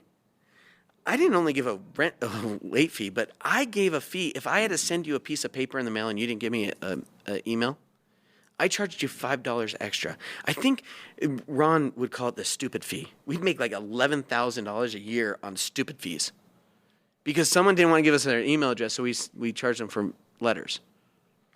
And the reason why we want emails is it makes our life easier. We can auction your stuff faster if you didn't pay, right? Yep. And so all these things, like we started understanding how to monitor and monetize our business to make the best revenue possible. Wow. Right? And in that, we created storage specialists, right, that knew what they were talking about. How do you answer a question? It's just like anything else. It's the same principles on everything you're doing. How do you meet the customer and react to them what they need? That's all that serving is, restaurant is. I mean, it's how do I sell you something or meet you where you're at? And so you then we did break all this down. And we started doing this, and we started growing, and then people would want us to come and speak in seminars and this and that, and it was just kind of like that was the first time I really thought I'm a fraud. Really? Yeah, I have no. We're talking to guys with PhDs and doctorates, and I'm like, and we're in this meeting, and I'm like, I had a GED, dude. I have nothing. Like, I am a nobody. Like, I don't know what you want from me. And so those are the best flexes, though. Like when you like. But I'm like trying to teach this. I'm like, I wouldn't listen to me though. Yeah, good luck. Yeah. This is what I'm doing. Still figuring. See if it works. Still figuring it out. And it really was part of AJ and I. We kind of just led this to creating these things, and now AJ has a number of books out, which I've never got a royalty, by the way, AJ. Like, if he's listening right now, royalties here too. No, you're welcome. It was his book. But he is writing the standard for self-storage properties. Interesting. Because it is like anything else, you have to manage your business. And those things just print money. And you know what the best model is? Airplanes. Your ticket. You buy a ticket early, you're going to get a good price. You're going to wait, it's going to go up. Have the same model as self-storage. Easy, and then it goes up. The more demand, the higher. I mean, it's simple. Airlines have been doing it forever. There's even hotels do the same thing, right? Last minute, yep. Last minute. Now the last minute on hotels is kind of funny because now you get the cheapest. Like we just want someone in here. Hotwire, like I want to capitalize on the worst deal possible. Yep. Yeah, you're like, here you go. But it was, and that's how we kind of did that, and that just created like I said, it kind of snapped to me that it really doesn't matter what I'm doing. My passion for managing people and business far outweigh anything else. Mm-hmm. That's what I like doing. That's what I would call what I do for a living. And that was what was fun for me. Yeah. And so then we developed this gyms in Florida. In fact, I was in Naples, Florida for quite a long time. Isn't Naples like the millionaire capital of the U.S. or used to be? Used to be. I think that it's changed now, but I think it was the highest populated. I think billionaires than anywhere else. Yeah, per capita or there's something. A lot of rich. It was like per capita, yeah. But so we called it the Christian side. So on the Gulf side, we had the franchise territories for the entire side, and we did that because of my franchise experience and stuff like that. And all in all, I think they ended up selling that off after I left. But it was a good experience. Mm-hmm. And so, we did all this stuff and I realized I want to do this for myself. Okay. Like I want to do this. I'm always going to think what's next if I don't do it for me. For sure. Right? For sure. Because once you... Are we good on time? Yeah. Okay. Because once you're watching what you're making. And if you're growing this storage facility, if you're doing hundreds of millions, and I'm sure you had a nice salary on it and maybe some bonuses, but at what point you got to the point where you're just like, I can do this for myself. Well, and the crazy part is I learned how to leverage better in self-storage. Okay. There's two ways to grow, right? You get the money, you pay it down, or you leverage, especially when pricing. I remember when you're getting loans for like 2.3. Like... That's free money. Let's do it. Or we buy a facility and we understood that there was a cell tower on it. And then how many times we could resell the space on that cell tower, right? And then we'd end up buying more and more. And then we had a ground lease. And then we sold the ground lease after we sold all the space on the cell tower. So we ended up, that one cell tower paid for half the facility we just bought, right? And so it's like you start learning how to really maximize and leverage what you have. And yeah, I was never I never looked at the guys, my team, because they gave me, I learned, I went to school, I have the best degree possible made, someone else paid for it, I made mistakes, they paid for that, right? I made more mistakes, they paid more money for that, and then I made really great success and they reaped the benefits. That's okay because I learned and I understood, okay, now where I'm going. So forever grateful for that experience, but understood there is a line. Again, whether or not I would have stayed and it would have been a way different experience, they're still around today. They're doing great. In fact, they went to a funding model where they actually bring in and they've created like a little REIT for themselves, and they're doing even more. They took a $150 million company to whatever it is now, 300 million, whatever it is now, and the money made in self storage, and this is what I think people get wrong a lot, is yearly. Yeah, you make some good money, but that's not where the money's made in self storage. The annuity you're putting in your property and the value of the property is where you're making your money. Okay.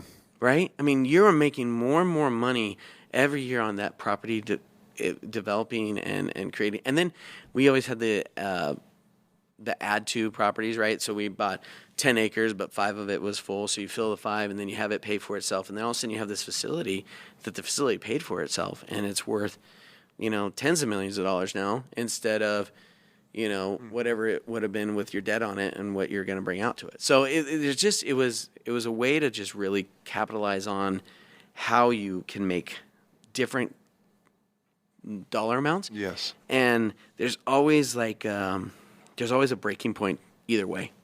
I have a buddy that sold his business and he has some amazing properties and all of it's paid for and he doesn't have a single payment and he sleeps really, really well.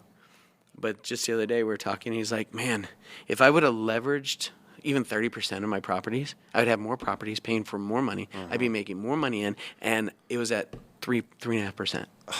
Right? And so it's just how you want to do it and what risk you want to take on. So during this time, in jumping from Starbucks to Wendy's to Jack in the Box, the storage units, you're learning. Yeah, I'm just learning. So many skills. I mean, the people skills, the networking. How important is networking? You know, it is honestly like when you will never. It is hard to force your way into a market. Mm-hmm. Very hard. Okay. It is really easy to be welcomed into a market. Explain. When you know the right people and when the right people know you, and I'm looking for self-storage, I'm all of a sudden getting 4 to 5 deals a day, right? They know that you know how to do it. They're calling you and saying, hey, will you help me with this self-storage property? Entitlement's probably the best way. If you're an expert in entitlement, meaning taking a property from one zoning to another zoning or how to get what you want to do on your own property, if you become an expert at it, you become gold. Because everybody with a dream of building something like, oh, I'm and it's the idea, I want to build a self-storage property because it makes a ton of cash. So you buy this property and you're like, oh crap, it's not zoned for it. Yeah. How do I do that? Well, you gotta go find someone that does it. So then you become known in that field, and so now you got people coming after you. And so there's your networking. You start being welcomed into like, dude, do you want a piece of this? I can't really afford this. Let's go into here. You have this opportunity. So being in that community and what you're doing gives you the most opportunity for investment or breaking down something. So the more hands you shake, the more money you make. Yeah, I mean, in general. If you can execute. Yeah. Because I know a lot of people that know a lot of people. Can't execute. And are still looking for them to do the work. You still have to bring something to the table. For sure. Right? You have to have some unique skill or trade proposition to say this is what I bring to the table. Once you finished up with the storage units and learning, I mean, just how to leverage and network in everything you had, you're coming to the point in your life where like, I can do this for myself. Yeah, or I'm gonna go broke trying, right? I mean, there's a certain amount of fear to say, okay, I'm gonna go into this. And at this time, remember I worked for Rembrandt's, helped them open it in 2004. It's 2015 now, and they're wanting out. They're like, dude, business. I mean, running restaurants suck. Like, why would anybody want to do this? And they're like, we did this for this reason, and it's kind of passed, and we're just ready to get out. Yeah. So they were asking me over and over, now, do you think that that you'd ever be interested in buying Rembrandt's? And I was like, right away, I'm like, no. I don't know. My thought was, I'm going to go build self-storage properties by myself. Yeah. Right? Oh, okay. So I thought, literally, I want to go do the self-storage. If I'm going to do it on my own, I'm going to start creating this. And I had a good relationship with the AJ and all the previous guys. And our storage name was Key Lock Storage, still around. But to do some stuff on my own and maybe bring them in as partners, whatever else. But they kind of bugging me like, hey, what do you think about Rembrandt's? Hey, I'll give you a good deal. And I'm like, well, I do miss the restaurant world. Really? I do, and whether or not it was the best choice of my life at that point or not, as a father of young children, and for some reason I'm like, all right, let's do it. A kid that I grew up with in church off and on, his dad was an accountant, and he was a partner at Deloitte, and they have mandatory retirement. And so, 62, they have mandatory retirement. He's like, I need to go do something else. So he said, I always had a dream about opening a restaurant. What do you think we go on 50-50? I'm like, oh, well, it's a lot easier to swallow the risk if I do this. Right. Let's do it. Right. And so, left Bitterroot and Keelock. They treated me very, very nice, and we had, and it's like, okay, let's get into it. Let's go. And so in 2015 is when I bought Rembrandt's and thought, I'm going to remodel. Okay. But I'm only going to put $400,000 into it. That's it. Which is a chunk of cash. It was a church built in 1896. So once you started peeling layers apart. I peeled up the floor, and there was knob and tube wiring all the way around, and then it would, like, where you could see, go back into coax, and then split back out. So none of it made any sense. No. Well, what you're doing is you're just trying to keep it from being, like, all the inspectors would only see this much coax. And like, oh, that's legal, never mind. But knob and tube's not legal. So it'd be like, oh, yeah, that's good. And then it'd go back out, and they're like, oh, no, it's not any good anymore, actually. And it would go back in. I wouldn't be surprised, I can't believe I'm saying this, I wouldn't be surprised if there's not knob and tube wiring still working in that building. No shit. I would not be surprised. It is such an old building. But I started tearing back. You wouldn't believe, I mean, I have no customers. You wouldn't believe the amount of rat homes in this restaurant. Really? When I was tearing it apart. I mean, just packed. You guys gut the whole thing? So I'm like, well, I can't leave that. So let's pull this up. Let's pull this. We found petrified cats, dead. I mean, everything you could think of. It was like, there was mouse shit everywhere. It was everywhere. And this is after you bought it? This is after I bought it. It was running as a restaurant still. Oh, God. Still, and I'm like, the ducting for the place was still wood ducting. Uh-huh. Like nothing. It was just wood, and it was covered in just, I mean, obviously dust and crap and everything, but bugs and dead rats, and we were basically like throwing air through this thing, igniting the entire area with rotting flesh animals. You're like, this is great. I found the baptism. The baptism's still in there. There was a dead cat in the baptism. I'm like, the neighbor. So the story is the neighbor was kind of like, her whole family, her dad started Orville Jackson back in the day. Her name is Sherry Sharp, and she's lived there forever. And she's like, she was one of those, she would go out and she's 80 years old, and she'd take feed, and she'd feed all of her cats and all of the ducks and and anything else that wanted. Is this that house next door? The Tudor house next door. Okay. Yeah. And it was just, and she would feed, and it was just covered, and then the animals would go, and they'd find different places to live. Well, it didn't help that it was a stack stone foundation. We bought as is. In hindsight, we probably should have done an inspection, but as is. And we found out that the sandstone foundation was deteriorating. Oh, so yeah. I had to like brace the entire building, jack it up, and pour a new New foundation. foundation. But there was huge holes where these mice and snakes and cats and everything else, they were just going back and forth living, and it was just their home. It was their habitat. This is a restaurant. Are you just doing and you're just... And I'm just like... Self-storage sounds fun. What are we doing? And I remember calling Dale, because he's still living in Denver at the time. I'm like, guess what I found? You'll never guess what we're gonna do. We gotta put new foundation on the building. He's like, new foundation? I'm like, yeah, it's weird. But what they're gonna do is they're gonna hydraulic jack up it, and we're gonna put a new foundation. We're gonna set the building back on it. He's like, well, that sounds cheap. Let's do that. I'm like, that sounds good.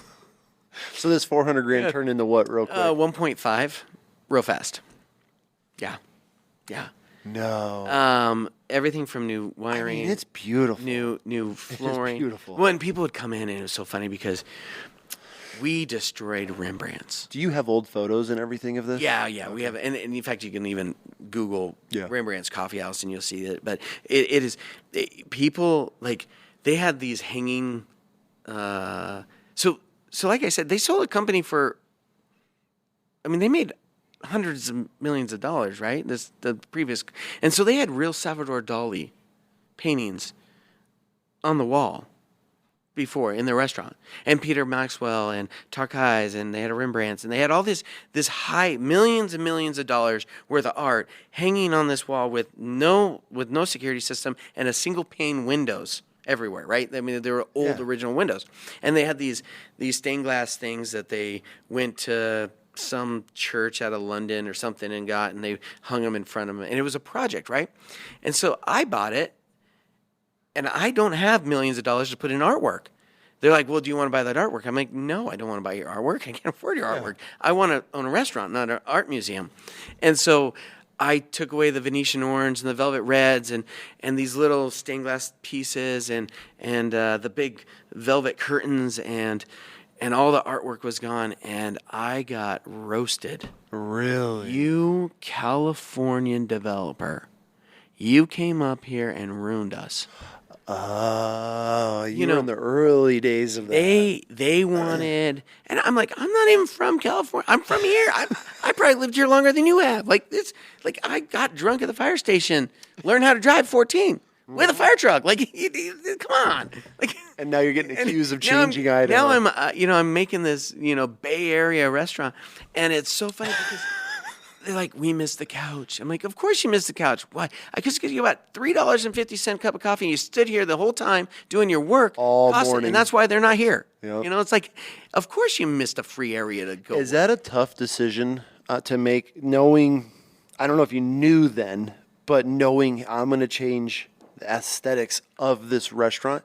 Is that, are you nervous by doing that, by the backlash? Yeah. I mean, because... Well, part of buying a restaurant is buying the business, right? But we're buying a business that really we're going to destroy, like we're going to change completely. It's just not going to be the same thing. You're just buying the building. And the biggest, probably one of the biggest, the problem with name change, and this is where marketing comes in, and I'm not a marketer. I do not even claim to be able to market myself, nothing. But we're sitting here thinking, we should change the name. We should change the name of Rembrandt's.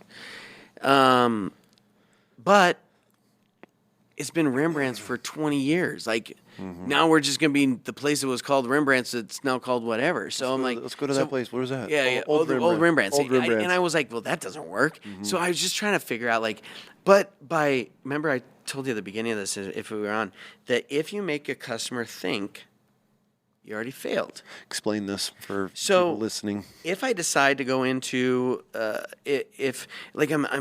I'm going in there and it says Rembrandt's Coffee House. I walk in and it's now polished marble and I'm seating you and you're ordering from a menu. Well, Rembrandt's was walk up to the counter, don't get a splinter on the floor, go sit in a couch that's about 20 years old, and don't put your hand in the crack, right? But it worked, right? It wasn't, but it was good. It was that's what worked, and so all of a sudden they had to then rethink about where they're at and why they're there, and their expectations were missed, and then it doesn't matter. You failed. Nobody. It's like one of the best analogies I heard actually yesterday was, I'm a really good jazz artist. And so I put a new album out that's reggae. And so all my people go out and they buy my jazz album, which is now reggae. And if it's new, they're going to turn it off so fast and throw it out. If this is where I kind of got like the little sliver of, okay, maybe I can capture them. Well, they like my jazz stuff. So maybe I can get them through at least one song. Just a slight. And see if they like what I'm doing now, right? And so Rembrandt's was such a staple in the community that, I still have emails. I would get, and reviews. Oh, gosh, the reviews. Oh, they came in with floods. This place sucks. You ruined it. You're what's wrong with Idaho? You should go back to California. My business partner was born in he's 62 years old. He was born at St. Luke's and lived in North End, Boise. Longer before any of these people. He remembered, I tell him horse and carriage, but he's been here when forever. Eagle was a dirt road, yeah. Eagle was nothing. Yep. And so we're getting called out to be these California investors and everything else. And I'm like, okay, well, here we are. And so I was like, we just got to hold. And that was probably the most challenging. I had to be, and this is where you start questioning yourself. Am I doing what's right? Am I doing, like you said, so when I first started, I got so worried. And at the very beginning of Rembrandt's, I used to walk up to the counter during the day. And then at night, I turned it into this more of a fancy, sit down service. Okay. And again, I've confused our customers so much.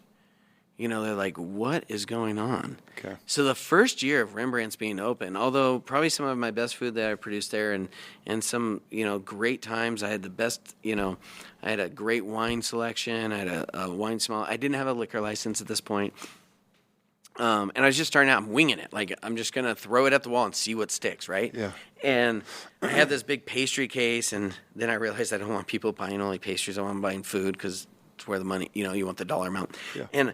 And I'm just like, I'm maneuvering, and I've got a base clientele that wants to buy a cup of coffee, sit there, have a meeting with 3 or 4 people, and their whole tab on that table might be $20 For a couple hours. for a couple hours. Which sucks. And I'm like, no. And so then I got even more, like, then people started getting even more mad at me. I'm like, dude, we got to do something. We got to push those people out. Like, we got to figure out a way where it's uncomfortable to just sit there for hours on end. How do you do that? You change the culture of the place, which is hard because now you're really thinking I should have changed the name, but now I can't change the name. I committed, and so I took out the first step I did was, okay, we're gonna make this a full breakfast, right? Mm-hmm. We're gonna do a full breakfast, and we were doing full breakfast anyways, but now it's gonna be full service. Take away the cash register at the front, and or do the cash register only for takeouts. But if you want a seat, we'll seat you and you'll get full. So now we're doing both. Now we have a cash register up front, and we're seating you and taking your order. And now we've confused them even more. They're like, they come in and they're like, yeah, I don't know. And so it evolved over and over where now I have a bar when you walk in to sit down and eat at. Mm-hmm. And I no longer even have pastries. And we're a full service restaurant from the time we wake up to the time we close. And we seat you. You know, you're not just picking a table anymore. Yeah. We're actually seating you. So we have hosts, which it just evolved into what makes the most sense for the space and what makes sense for the business. And then all of a sudden, that's when we started thriving. Really? We were able. How many years in before you were like, oh shit, okay? Like 2 years. I mean, a year and a half in. The first year was rough. We're spending money. Oh yeah. We're hemorrhaging money, and we're trying to figure this out. And we look good. People all want to be us. Like the comment of looking good, losing $250 a year is a true statement. It happens. Mm-hmm. And then we start changing the culture, and then people start coming in, and now we're even more busy. And we have and the power of marketing, right? Because now we have videos made, and we have this Instagram feed, and we have, you know, magazines that are coming out, and all of a sudden, everything they're doing now looks like we know what we're doing. Yeah. Right? And now we're looking like we're making way more money, right? And it's just the perception of everybody. But the key is you need that perception as well. Nobody wants to go eat somewhere where they feel like it's dying. Oh yeah, 100%. They want to go eat somewhere or be somewhere. They don't want to be somewhere where it's not the hit place. For sure. So you need that perception of like, we're rocking it, we're doing this. Even if you're not, you got to like embrace fake it till you make it. Yeah, fake it till you make it, right? That's where I think that's the story of my life. Yeah, fake it. Mine too. And here we are. Here we are. 2 losers at Mike's, and we have Chris. We got Chris. Chris is like, don't leave me out. Yeah, we don't even. Yeah. And so then you start really realizing, okay, how do you meet the customer? What does the customer want? But before that, what do you want to provide? Like, what is the need that you see that you're going to fix? Yep. You know, what niche? You know, for me, it was a great place for breakfast and brunch. It really is. I mean, that's what and we do dinner now, but breakfast and lunch is our prime and butter. Yeah, and it's full, and we are the real estate mecca. Like, it helped that we were, you know, Eaglefornia was really taking off right now, right? I mean, It was just legacy was starting to build. We had all these other things building up, and we had my clientele. Probably 70% of everybody that walked in was with the real estate agent. So it became a real estate heaven. They would bring their clients from California because it kind of looked like something from the Bay Area, and they'd come in there and they'd sit down and they'd like see a little piece of home that is clean, it's refreshed, it's we have avocado toast back when avocado toast wasn't really all that cool, but really That's cool why in you were California. That's why you were getting crucified. You brought avocado toast to the valley, and that gosh. and the ranch. I wish you gave me that much credit, but I'm sure it wasn't the case. But people were like, "Wait, so you take avocado and you put it on toast and you charge me $12?" Yeah. Huh. Some ranchers like. Yeah, but you know what I did? I put a little bit of arugula on it, and then I put some Coita cheese on it. Boom. Yeah, it made it better. There you go. Yeah, you're like, okay, cool. So you're ripping me off. Yeah, but these guys love it. Yep. And so, so we started becoming this place, and which became more pictures, and then people would bring their families in and things, and then it just kind of just took off, right?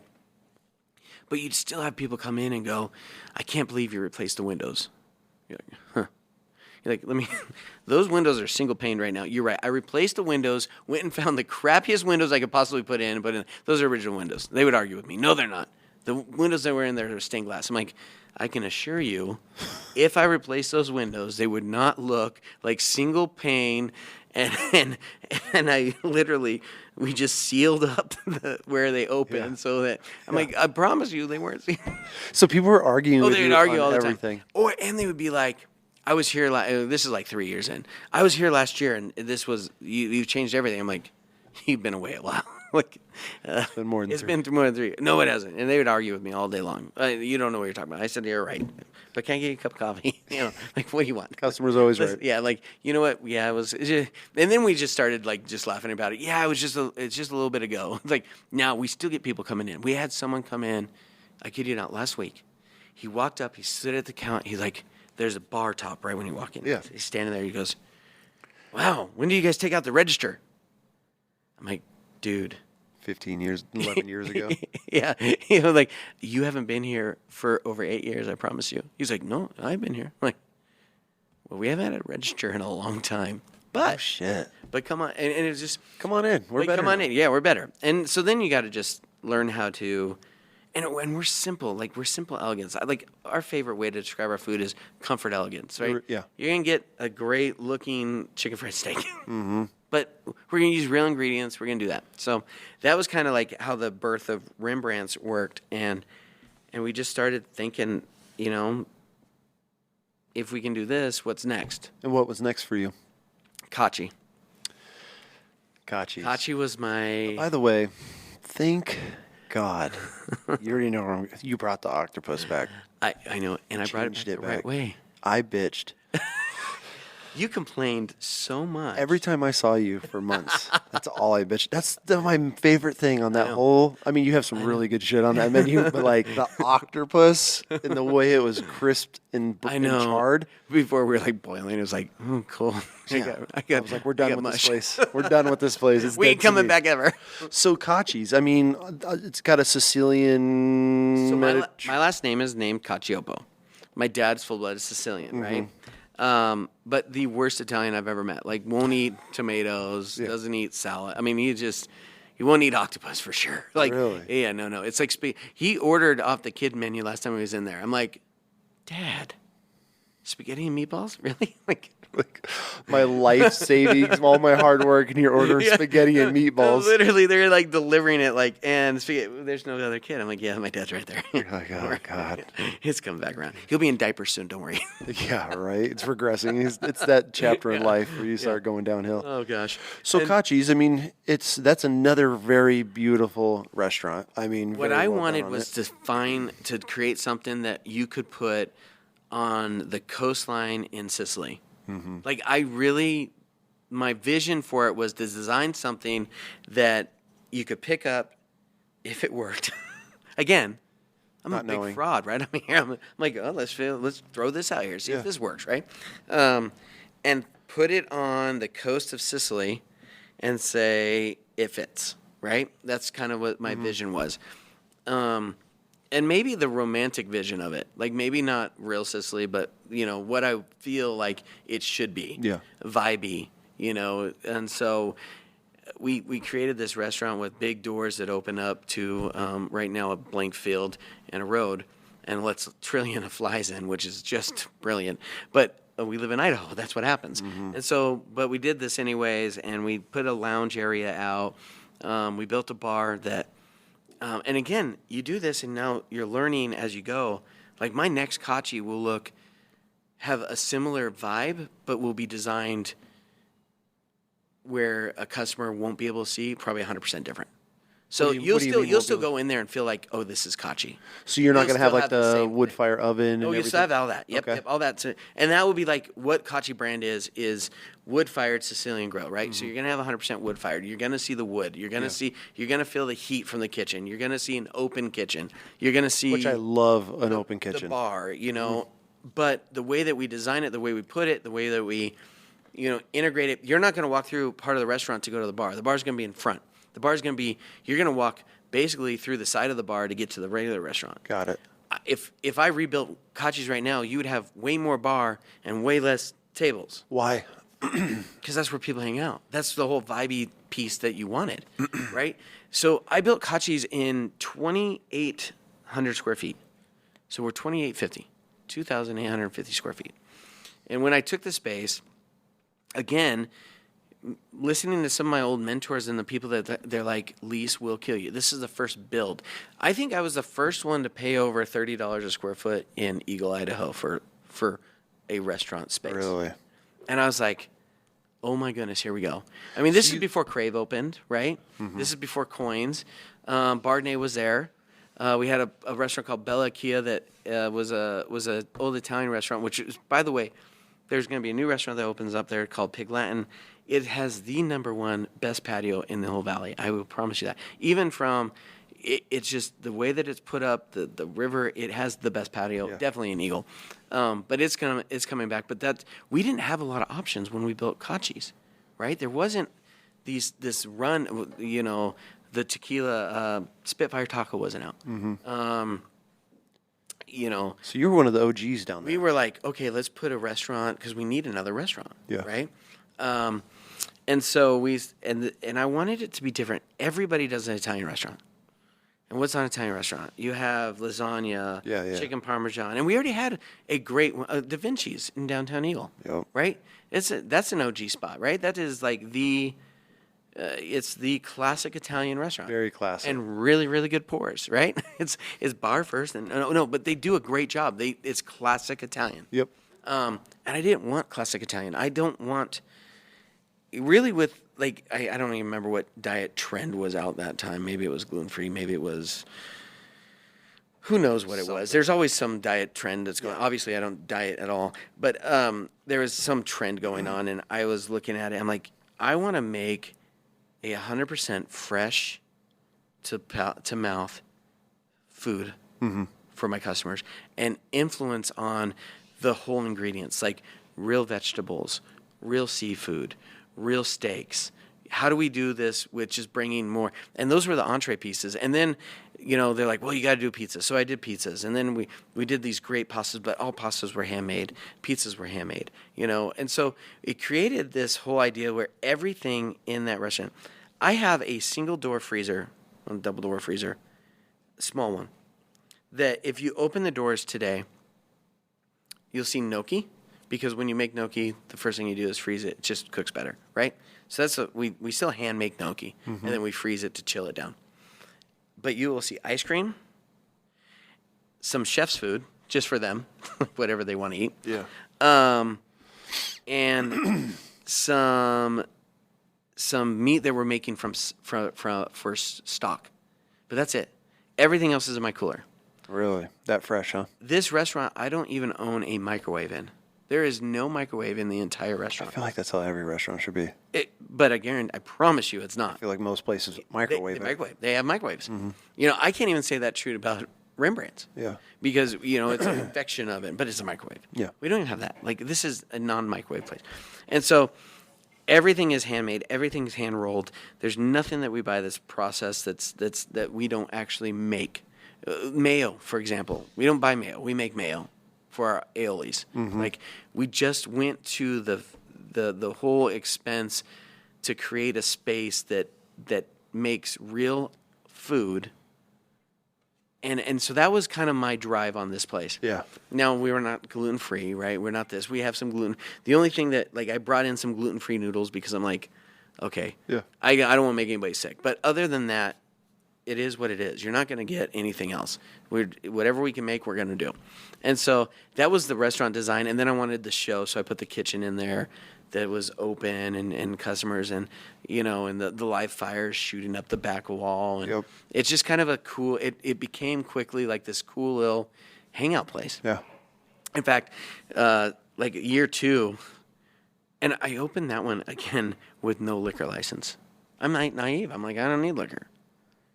I thought my food was going to just thrive it, which is why my bar's not twice as big. Yeah. But I still had... You built it off of the food restaurant side, not the bar. And when I still put like the big roll-up doors on the bar, but I had like beer and wine. Yeah.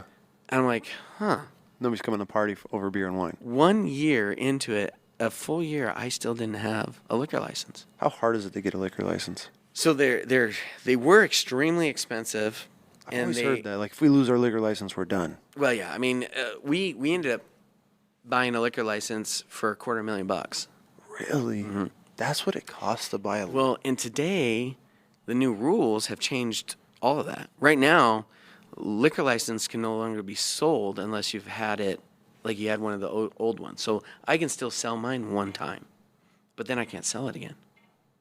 Basically, the state said, we're going to take this thing that you considered property, real property, and we're going to make it worthless.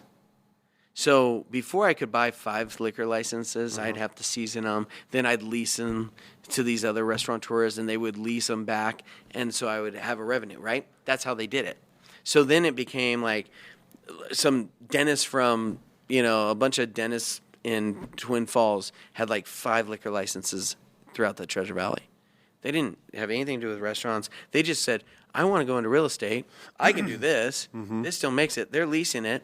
And sometimes you're leasing it for, $2,000, $2,500 a month on this piece of paper that I got from the state for maybe $2,500. This says this states that you can sell liquor. You can sell liquor. Yeah, state. So dudes are slinging liquor licenses at one point. I mean, that's what I think. And so the state's like, well, we got to stop it. But now you got guys that have bought liquor license, like me, for $250,000, and there's some that bought them for $500,000, and they've bought multiples. And basically, the state goes, by the way, not a big deal. It's worthless. You can't lease it anymore. You're like, wait.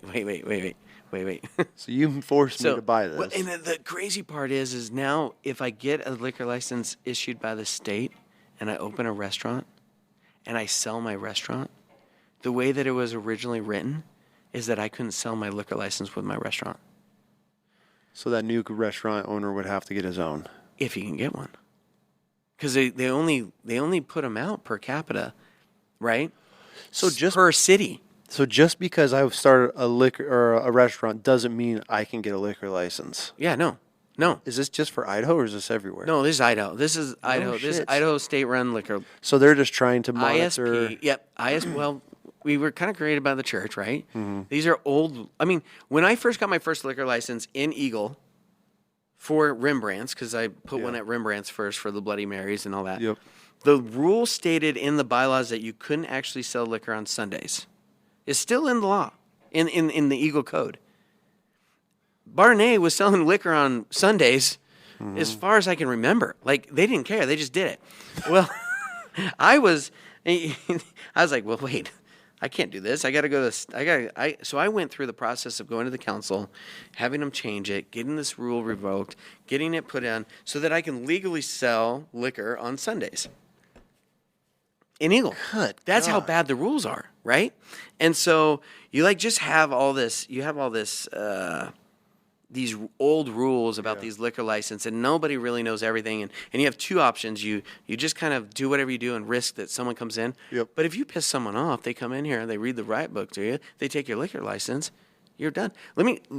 I added liquor to Kachi, and I am almost 48% liquor. Is your revenue? Uh-huh. Really? drinks. Now think about that. If I can't sell that liquor license with my restaurant, then my restaurant's worth 40% of the valuation that I have today. It gets worse. Because you're assuming that 48% of liquor sells, that people that don't buy liquor, I mean, we have some friends in common. Yeah. I'm not sure they would know what to do if they walked into a restaurant that didn't sell liquor. 100%. They wouldn't go back. No. So now all my that's why food we sales, go to all of your restaurants. That's why my food sales then would go down another 25%. Yeah. So I would be selling my restaurant for 25% of its value. Damn. In hopes that someone buys it because they get, and they've adjusted that rule a little bit, but there's still a lot of like, what if I move location? What if my lease is up or the building's dilapidated and I need to move my liquor license down the road with another restaurant? Well, sorry, that's unacceptable. So what I've gained from all of this is absolutely fuck being a restaurant owner. Yeah, I wouldn't do it. I mean, it's fantastic. Yeah, right? So with Caci's, which obviously the family, we're always eating at Caci's, but so you had that Mediterranean place at the end. Yeah, Tzatziki's. How was that? It was different, but so you guys are still Mediterranean, Italian-ish in a way. You have fresh. Yeah. We're both fresh. That was quick service. We were full service, right? That's the difference. We had liquor. They had beer and wine. Yep. And they came in obviously after you. They came in, after. I want to say after. It's all blurry, but I think so. One of the major issues, this is where it comes down to, is less about what you're selling, but how you're selling it. Okay. Because I feel like we would bounce back and forth. Oh yeah, it was good food. Mm-hmm. When you walked in there, where did you order? The steak and shrimp salad. Where did you order? Oh, where? Yeah. You had to walk all the way to the end. You had to walk through the whole restaurant. And how did you know it was on the menu? You had to sit and look, I guess. There was no menu boards. No. They gave you a piece of paper, and you had to open it like this. It wasn't user-friendly. Yeah. It wasn't, like, intuitive. That little bit can make a difference, huh? To get in, and you confused your customer. Now, they did a great job with, and I think, honestly, I think it would have worked. They ended up building one downtown, and then COVID hit, and COVID killed the one downtown, and I believe that they'd probably still be an Eagle if they didn't build the one downtown, because I think a lot of resources went to downtown to try to provide for running two. And a lot of people, they open two locations because they think it's better, but they end up splitting themselves in half and they don't do anything well. Yeah. I think one of the biggest mistakes that a lot of restaurateurs make is they have to do everything themselves. You have to watch everything. Yeah. No one's going to watch your money like you. Get it? 100%. But you can't if your restaurant's based around, if you go to Caci's because you want to see CJ, then I always have to be at Caci's. Mm-hmm. Right? But if you go to Caci's because you find a great staff that serves consistently, that has a good vibe, and the food is consistent, then you go there repeatedly, and it doesn't matter. Every time can be a good experience. Mm-hmm. And I think that some restaurateurs, they think, oh, well, I'm doing such good here. And I did it to myself, right? Rembrandt's, people like me. Caci's became CJ. Mm-hmm. So I had to quickly, readjust and say, okay, how do I get myself out of this? Because I want to build more. So what'd you have to do? I want to do more. And I think it was, you redefine what was important in the restaurant. Okay. It wasn't me. It wasn't even the chef. It was the experience, right?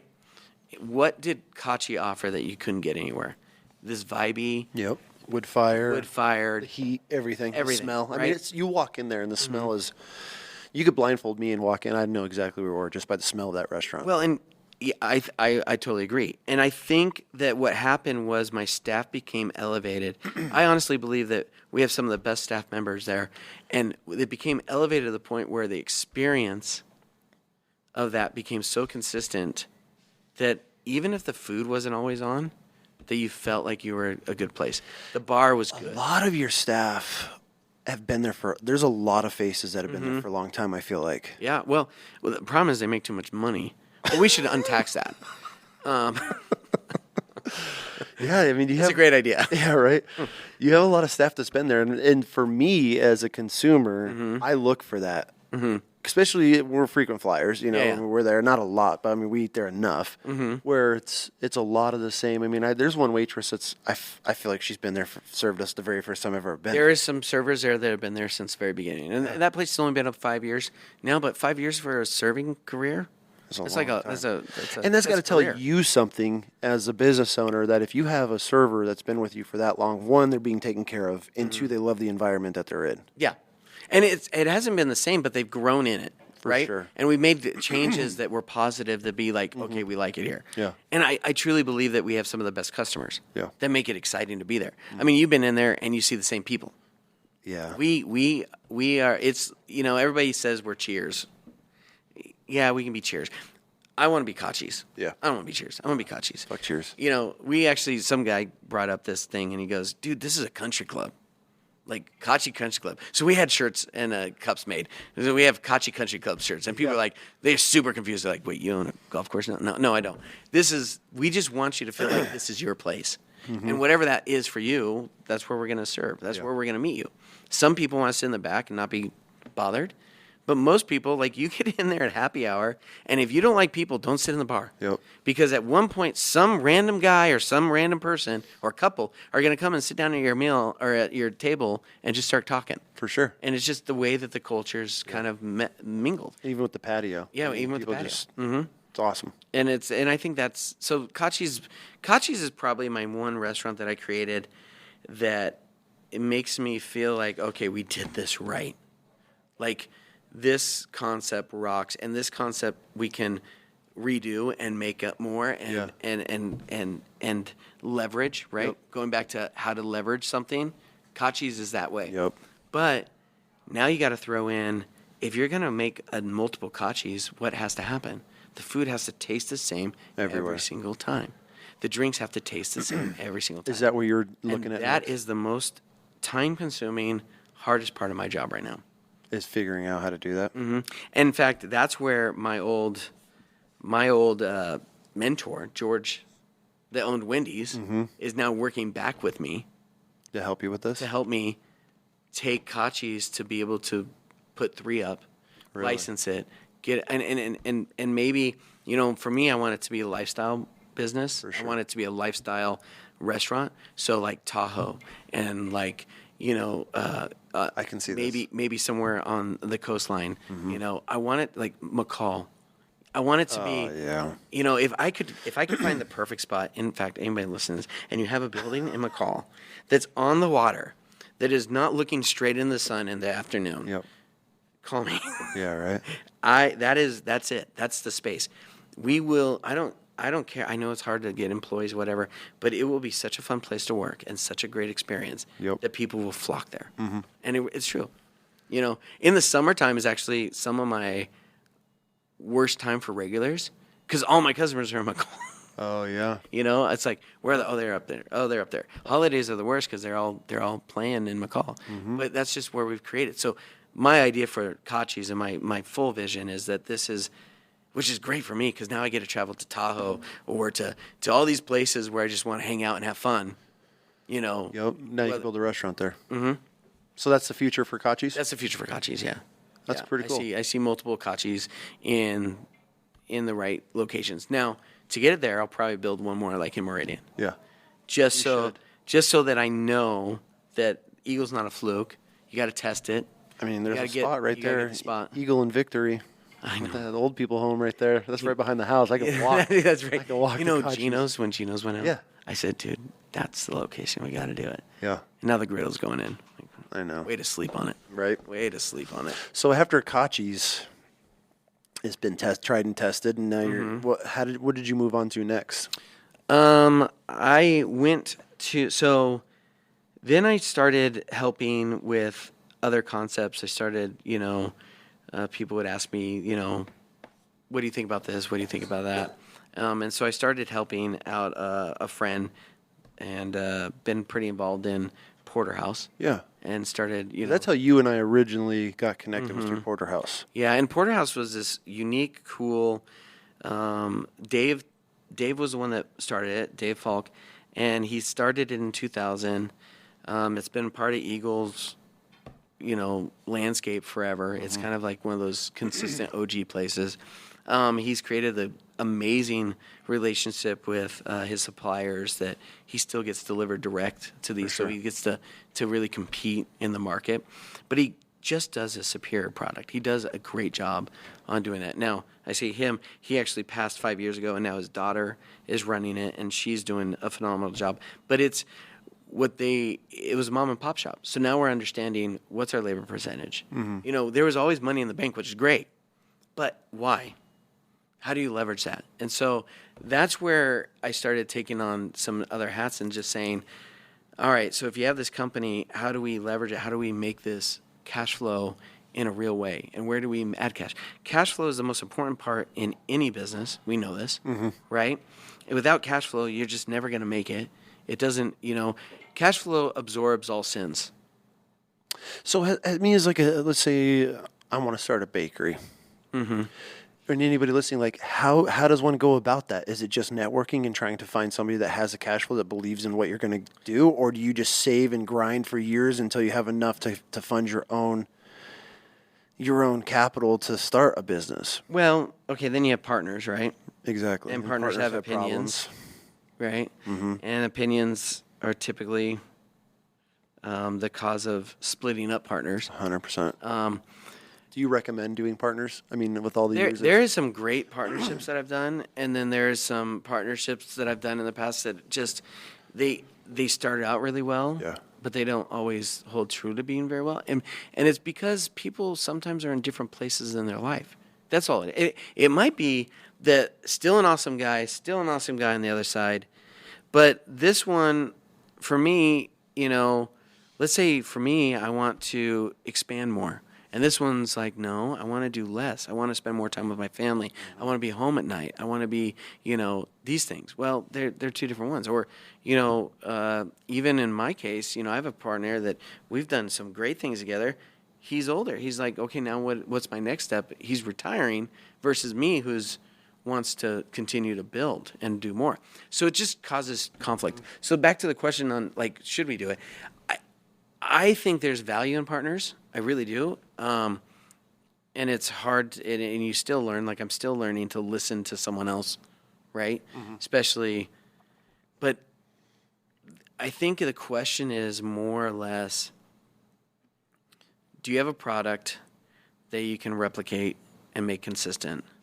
And if that answer is yes, and if you have a system that makes that make sense, and your costing of that product, right? So now we're going to start building your pro forma. You have to understand your pro forma before, because you can do it on a dime as long as you understand where your dimes are coming from, or how you're going to save your nickels, right? So if I make this for $10 and I sell it for $20, I'm already in at 50%, right? And if that's the case, I still got the last thing you want to do is create yourself a job. I have a lot of friends that are like, oh, I own this. Cool. What do you do? I have a business that sells oils. Cool. And what do you do? Well, I work every day to sell oil. Okay. What's next? Well, I can't. I can't hire anybody. I don't sell enough oil. So what you're telling me is you do this thing and you're working it. Without you, it doesn't work. You've just created yourself a job. A rat hole. No freedom. And most people get into the jobs, and I truly believe, still in America, one of the best things in these restaurants, bakeries, anything else is the American dream still. It's still one of those things you can create, build in, create this whole lifestyle, and it's from your own, and you make great money. You can do great things. You can sell it. I mean, it's an asset. And there's nowhere really in the world that, there is places, but it is one of the best things to say I accomplished this. For sure. It feels great. For sure. So for me, you got to do your pro forma. It got to make sense on how many do I need to sell? How many do I need to get in the front door, right? Jean Jus is a bakery downtown Boise. I don't know if you've ever been there. No. She's an Israeli. I hope she's not. I believe that's her nationality. And she is French trained. She makes probably the best croissants, quiches, brioche. she has this brioche egg sandwich that is off the wall. Like, Yeah. it is so good. I think it's cocaine. I honestly think there's cocaine in it. But it is so good. And she has this tiny little bakery, but she does everything at excellence and something new to the valley. It has something unique proposition to say, this is something new. And the crazy thing is, she's like, yeah, I'm closed. When I'm out, I'm out. I'm done. Yeah. She has such a following. I've been there with lines out the door, people waiting to get in there. And it's not like they're all friendly. Like, you walk in there, and it is like a true bakery you're walking in overseas. Like, what do you want? Yeah. You on your phone, get out of here. Yep. Like, don't be on your phone. You better know what you want. Don't waste my time. No time for bullshit. And, and it is crazy. And if we're out, we're out. Get out. If you don't like it, don't buy it. Yeah. I don't care.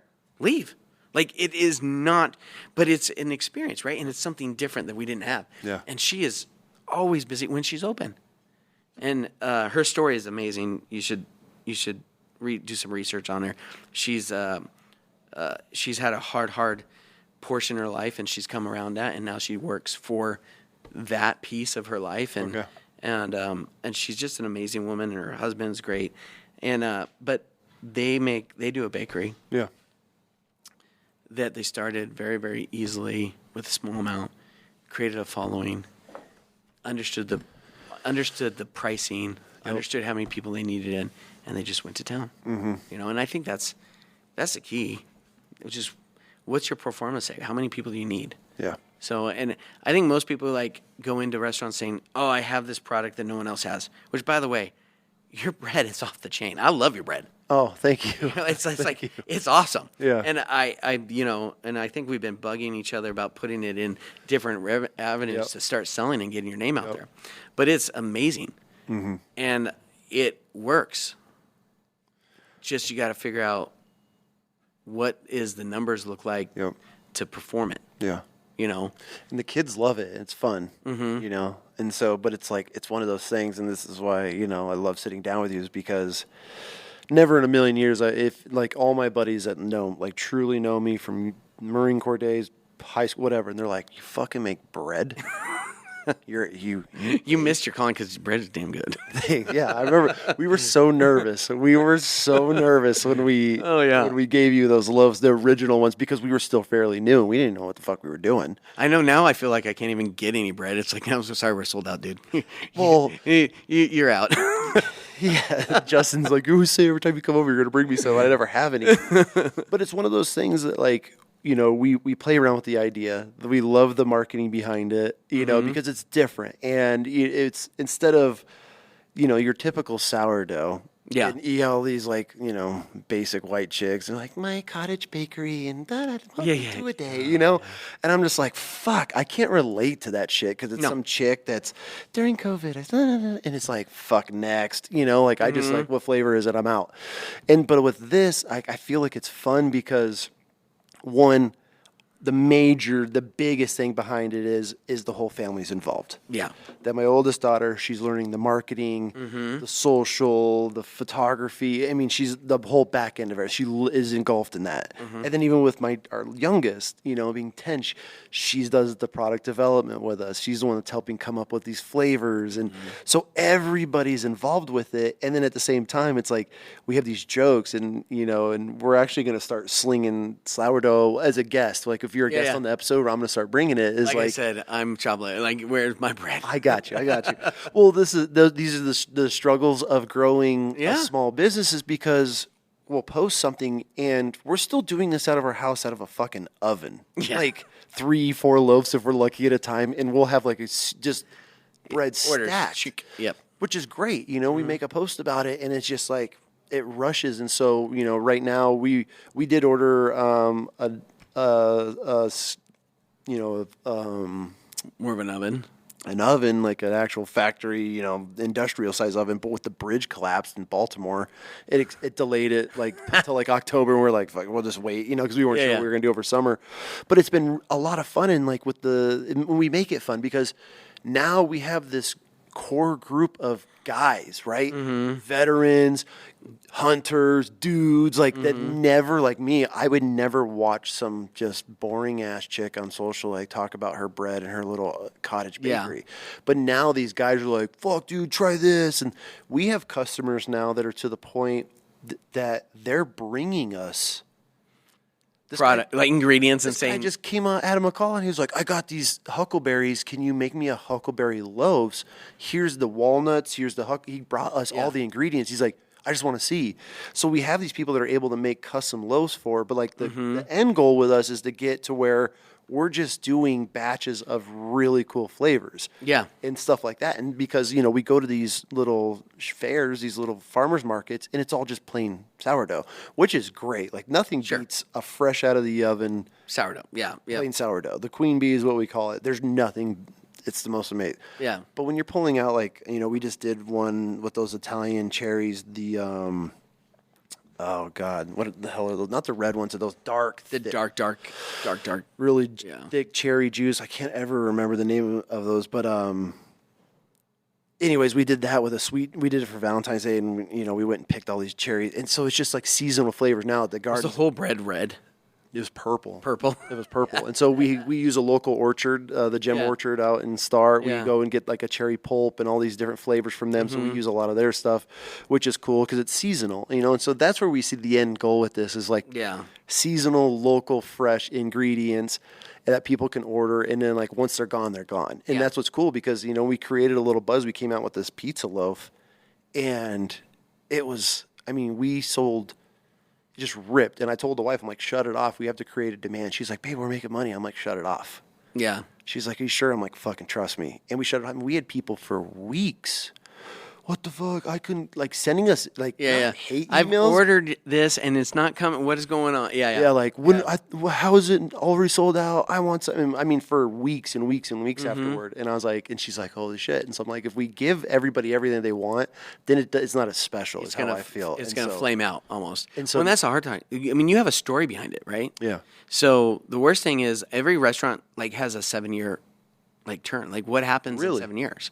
Like, what is your redefine? What are you bringing? If you're not bringing something new to your table, I mean, that's why even franchises, they put in that you need to do a revamp. Like, the menus are going to look different. Really? Something's going to look refreshed because the last thing you want is something to be stagnant. Well, and you're not ever stagnant.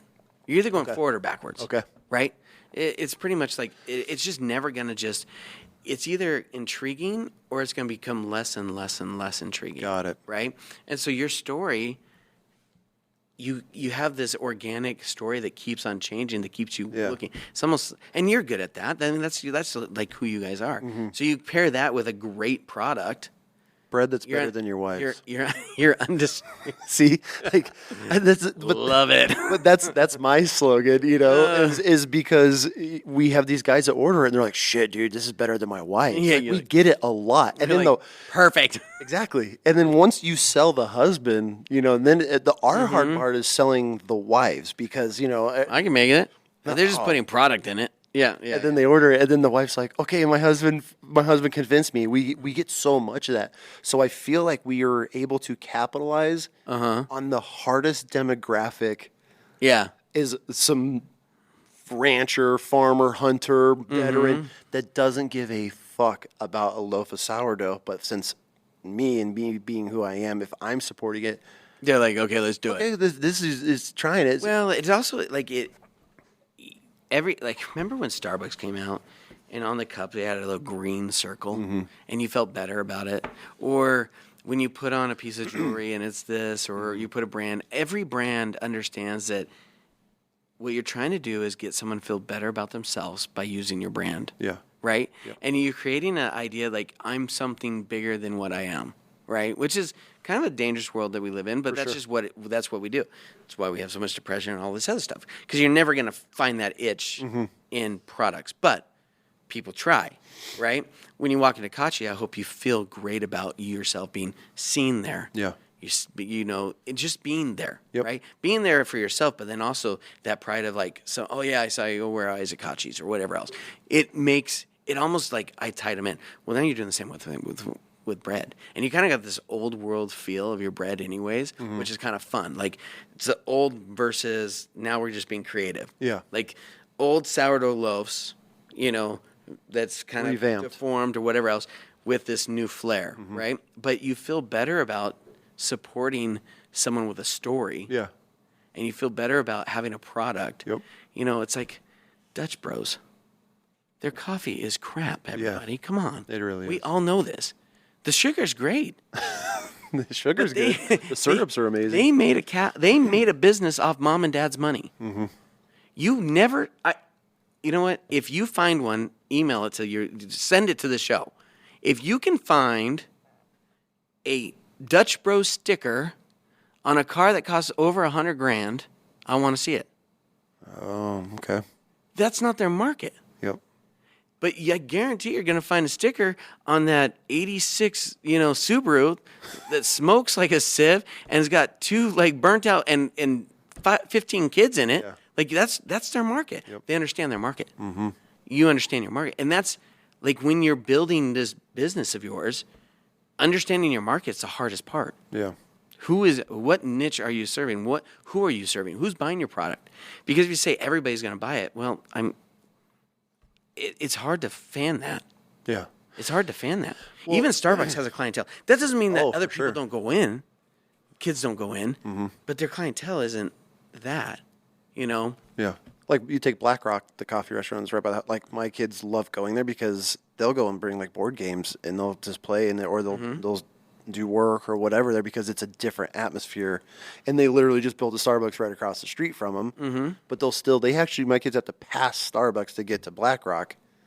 And they prefer that just because of the atmosphere. It's what their clientele is. Mm-hmm. One's herding cattle through. Yep. Professional grade, and it is a different, and the ones that get it right really understand their model, understand who their client is. Yeah. And then they just run with it. They just pour gasoline on it. Yeah. I mean, I've never met a Dutch Bros employee that hasn't want to climb into the car to say hi. And you're like rolling up the window, you're like, no, get out of my car. Like, and they have, what are you doing today? What's fun? What is, very engaging. They are engaging. Mm-hmm. They're happy to be there. Even if they're not happy to be there, they're happy to be there. Is that one of the biggest struggles so you also have the Vault, which are cigar lounges. Mm-hmm. So you have, a porterhouse, which is very clean cuts of meat and fresh fish. And you can go in and get sandwiches. Deli sandwiches, yeah. Which are fucking phenomenal. I lived on those, I think, for the whole entire through COVID. We were working. COVID for Eagle was our best. I mean, we all grew. We all grew. Yeah. It was we were the only thing open, right? People would come and people would start noticing, oh man, there's Eagle. There's some good restaurants in Eagle. So is that a battle for you, this learning your customers out the gate? Or is that something do you feel a lot of businesses struggle with that for a while? Or are they just trying to so my question, I guess, is these companies that are just throwing and casting a net, trying to our audience is anybody that loves Italian food, or is it the best way to go into okay, we want to cater directly to this audience, or do you open a business and see where it goes and you just have to watch? I think you have to pivot. Anybody that says I'm never going to pivot, open a restaurant from themselves. Yeah, and there's and that is a very dangerous way to open a business. If you're opening, if this is the other thing, if you're a chef and you cook your food that you only want, sometimes it works really well. Mm-hmm. Most of the time, it doesn't work long term. Mm-hmm. You make food that other people want. How do you listen to them? Do you do surveys? It's hard to listen to. No, you listen to them by the money. Okay. Are they spending money or are they not? Okay. Are they, because there's a part of training your employees too, or your customers. Mm-hmm. There's a part of training customers, right? So when I can't tell you how many times someone's asked me, why don't you have lasagna? Put lasagna on it. Or the music. Let's just talk about music. I have a group of guys, and they call them the Hood. They live right there. They walk over to the restaurant. It's kind of their place to hang out. They live in the Hood. They walk over. They party all the time. They drink. They love my happy hour. And every time they come in, they say, why don't you're an Italian restaurant. Why is there no Frank Sinatra on? I said, because I don't want to be Frank Sinatra Italian restaurant. Yeah. That's not my branding. I want to be this chill, Mediterranean, ocean side. I want to give you a new perspective on what Italian food can be. You know, and it's hard sometimes because you still need to hold true to that. But then if you're serving, you know, soggy octopus all the time, and no one's buying it, but then you had this crispy. Is that why octopus. you brought it back? Because nobody was buying it? No. Or did I just bitch just enough? needed enough. And I don't listen to the customers like that very often, but I'm just tired of hearing bam. No. But if you have a product that's not selling, change it. Yeah. There's no point in shoving it down someone's throat. It's just wasting money. Yep. You know, and then if you have a product that also brings people in, maybe you do it. Like, I don't have salmon on my menu at Caci. Salmon is like staple. Eagle, Idaho's mom's #1 dish, I think. You know, it sells no matter what. I don't want them to eat salmon on my menu. I want them to try trout, or I want them to do swordfish, or I want them to do black cod, or I want them to do halibut. I want anything else but salmon.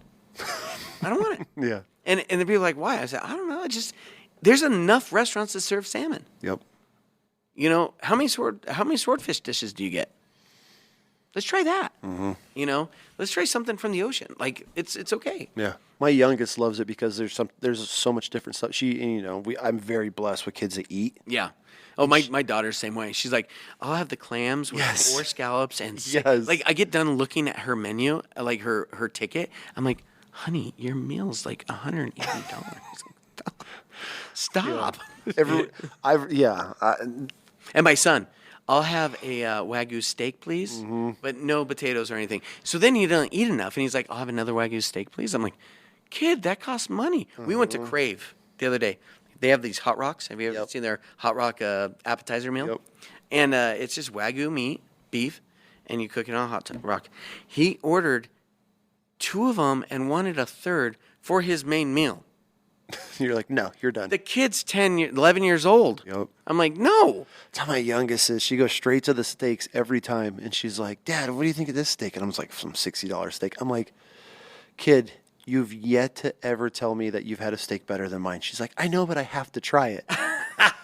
And she's it won't happen, kid. And she's so adamant. She's like, Dad, I just want the steak. And I'm like, you're not getting the fucking steak. And she always ends up getting the steak. You're not doing it. You're not doing it. And hey, where'd you get the steak at? Every single meal, I'm like, was it better than mine? She's like, no. She's like, it's really good. It's really good. It's not better than, and I'm like, but it's hilarious. But like, that's why we like going to there, because she'll order the craziest shit on those menus at your restaurants, because.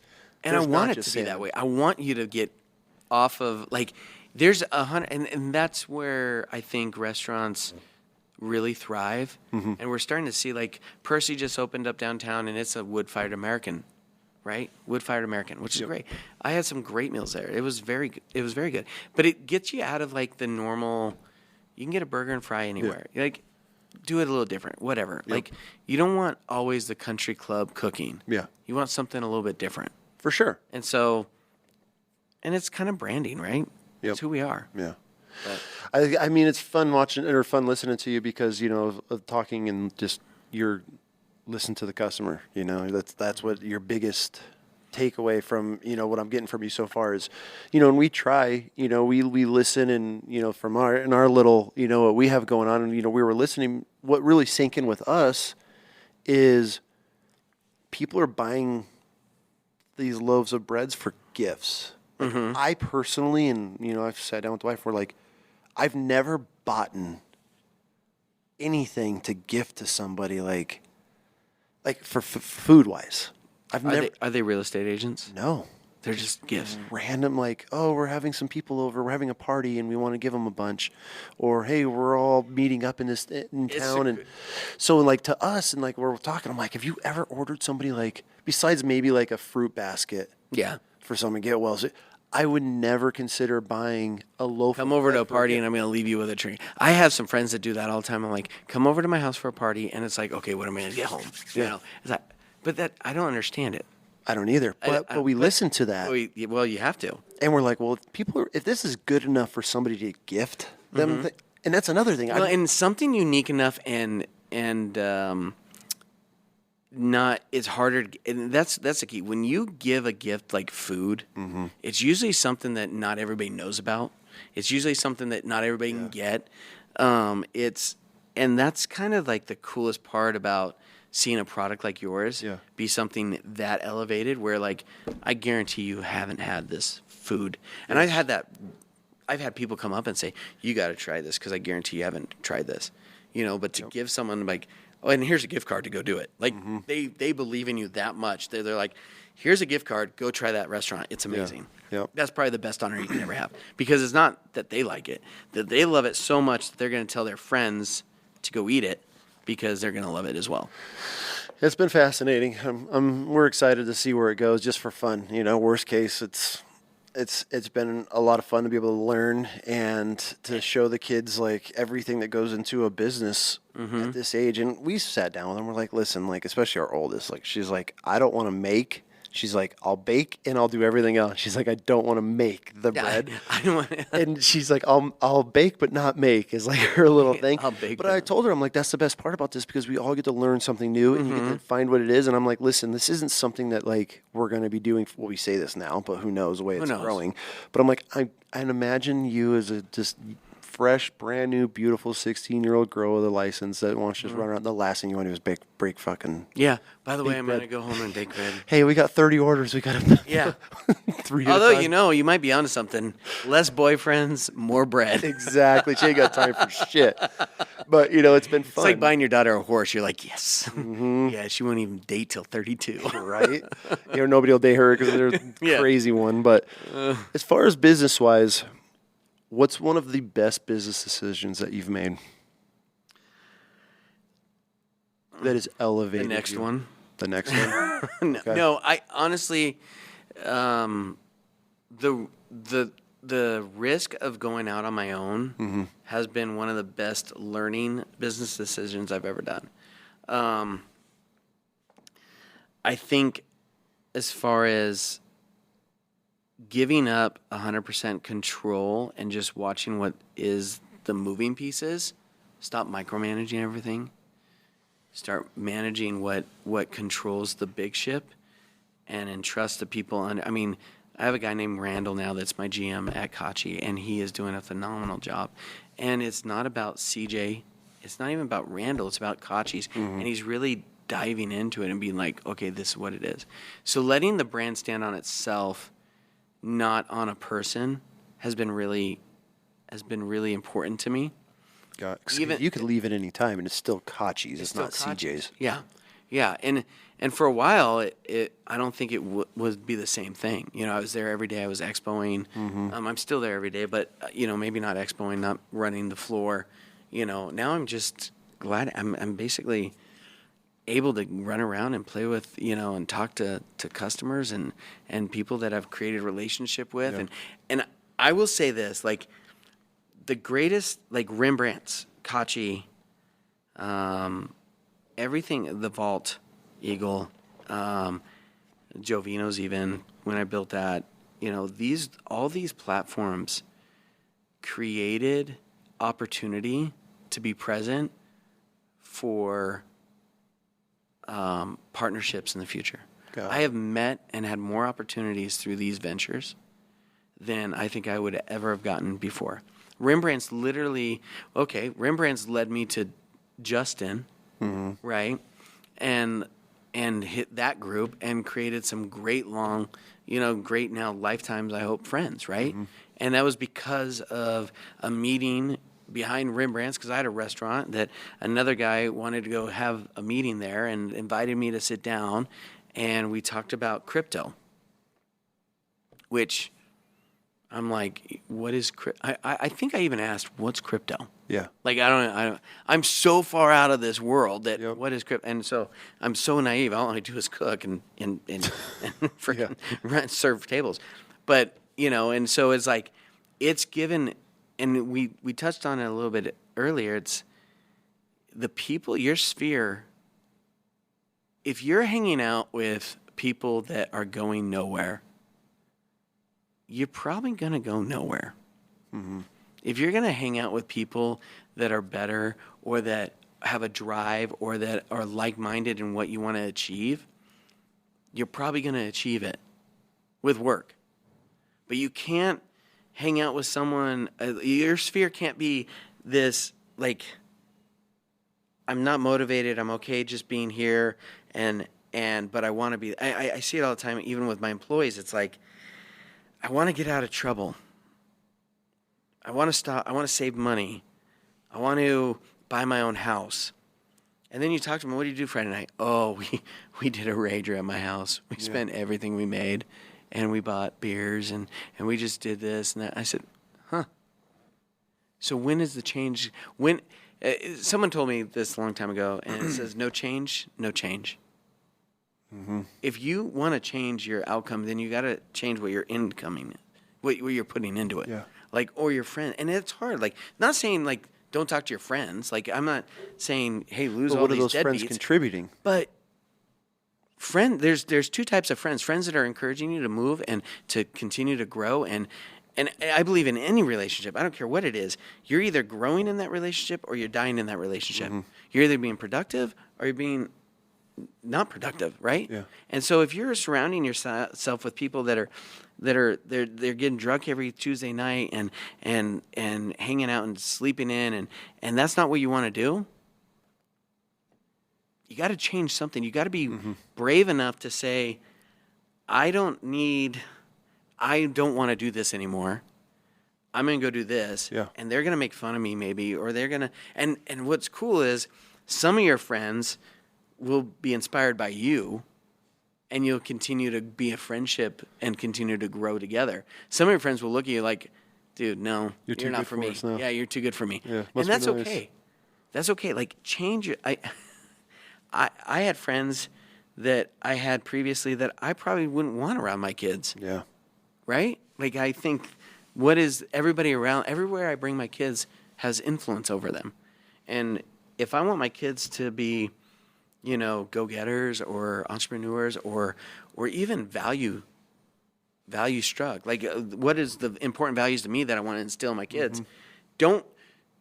Don't look at it and go hang out with these values and say, oh, but it's okay to hang out with them, because they're gonna be like, no, well, Dad, what's the difference? Yeah, and you're so right with that. Like, as a family, we're making some pretty big changes this year.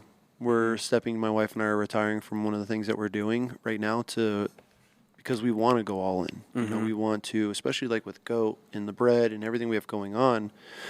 But we also have a business that it does well for everybody else. Mm-hmm. I can't get into it now. We're going to do a podcast on it and we go public with it. But it takes up a lot of bandwidth, and it's helped a lot of people over the years, but we're at the stage now where we feel like it was a great run, and it was incredible, and we helped lives change lives, but it's time for us to do us. Mm-hmm. And, and this is why I love talking to guys like you and Justin and Josh and everybody, because it's like, we need that time, know, and I don't want to be having that conversation when I'm 50. I turned 40 at the end of the month, and it's like, okay, are we just going to be doing this and helping everybody else our whole lives? Mm-hmm. And like, I'm one of those people where I want to be able to help. I want to be able to. Well, I don't think that will ever end in your life. It will just be different. Exactly. Well, that's always been my passion. I want to be able to help anybody I can with whatever I can, but at the same time, like, I finally had to step back and be like, okay, I'm giving everybody all of my energy, all of my time. And all of our little projects are getting 10% here, and here, and so it's like we're in that process now of like, okay, like, my circle of friends has shrunk to very, very minimal people because, I started watching a lot of when I don't tell a lot of people like the moves and things that are going on. I mean, I'm sure you've learned over the years, because then you just get all the naysay, but when I would start narrowing in my circle of friends, I would watch their reactions, or I'd watch how they would encourage. I'd be like, oh, cool, dude, yeah, whatever. And they would just, okay, cool. I don't have his full support. And that's how I got to that chapter in my life where, like, fuck, if these people aren't fully supporting me, what is the point? Yeah. Why do I need this guy in my life? Because we can sit here and shoot the shit, and he comes over and stands in my driveway for fucking 3 hours, and we talk about hunting stories. I don't need that. No.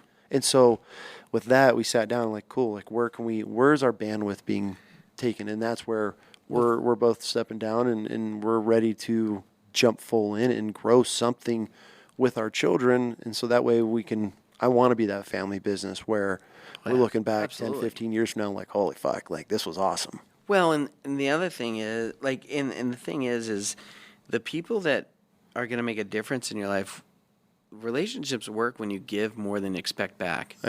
Should never Right? expect anything back, Yeah. at least for me. Yeah, I mean, you shouldn't. No. And if you give for the expectation of getting something back, you've already failed. Exactly. But if you're giving something, a good relationship is that you're getting something too. Mm-hmm. And not that it's expected. It's just that's when you know you've met someone that can encourage you Equally. throughout where it's going, right? Mm-hmm. If and your past business, man, the opportunity was that you've learned and you've grown by giving and by creating and by developing and yeah, there's a pride the aspect of or there's two different pride aspects. One is I don't want to let it go because I created it, Yeah. right?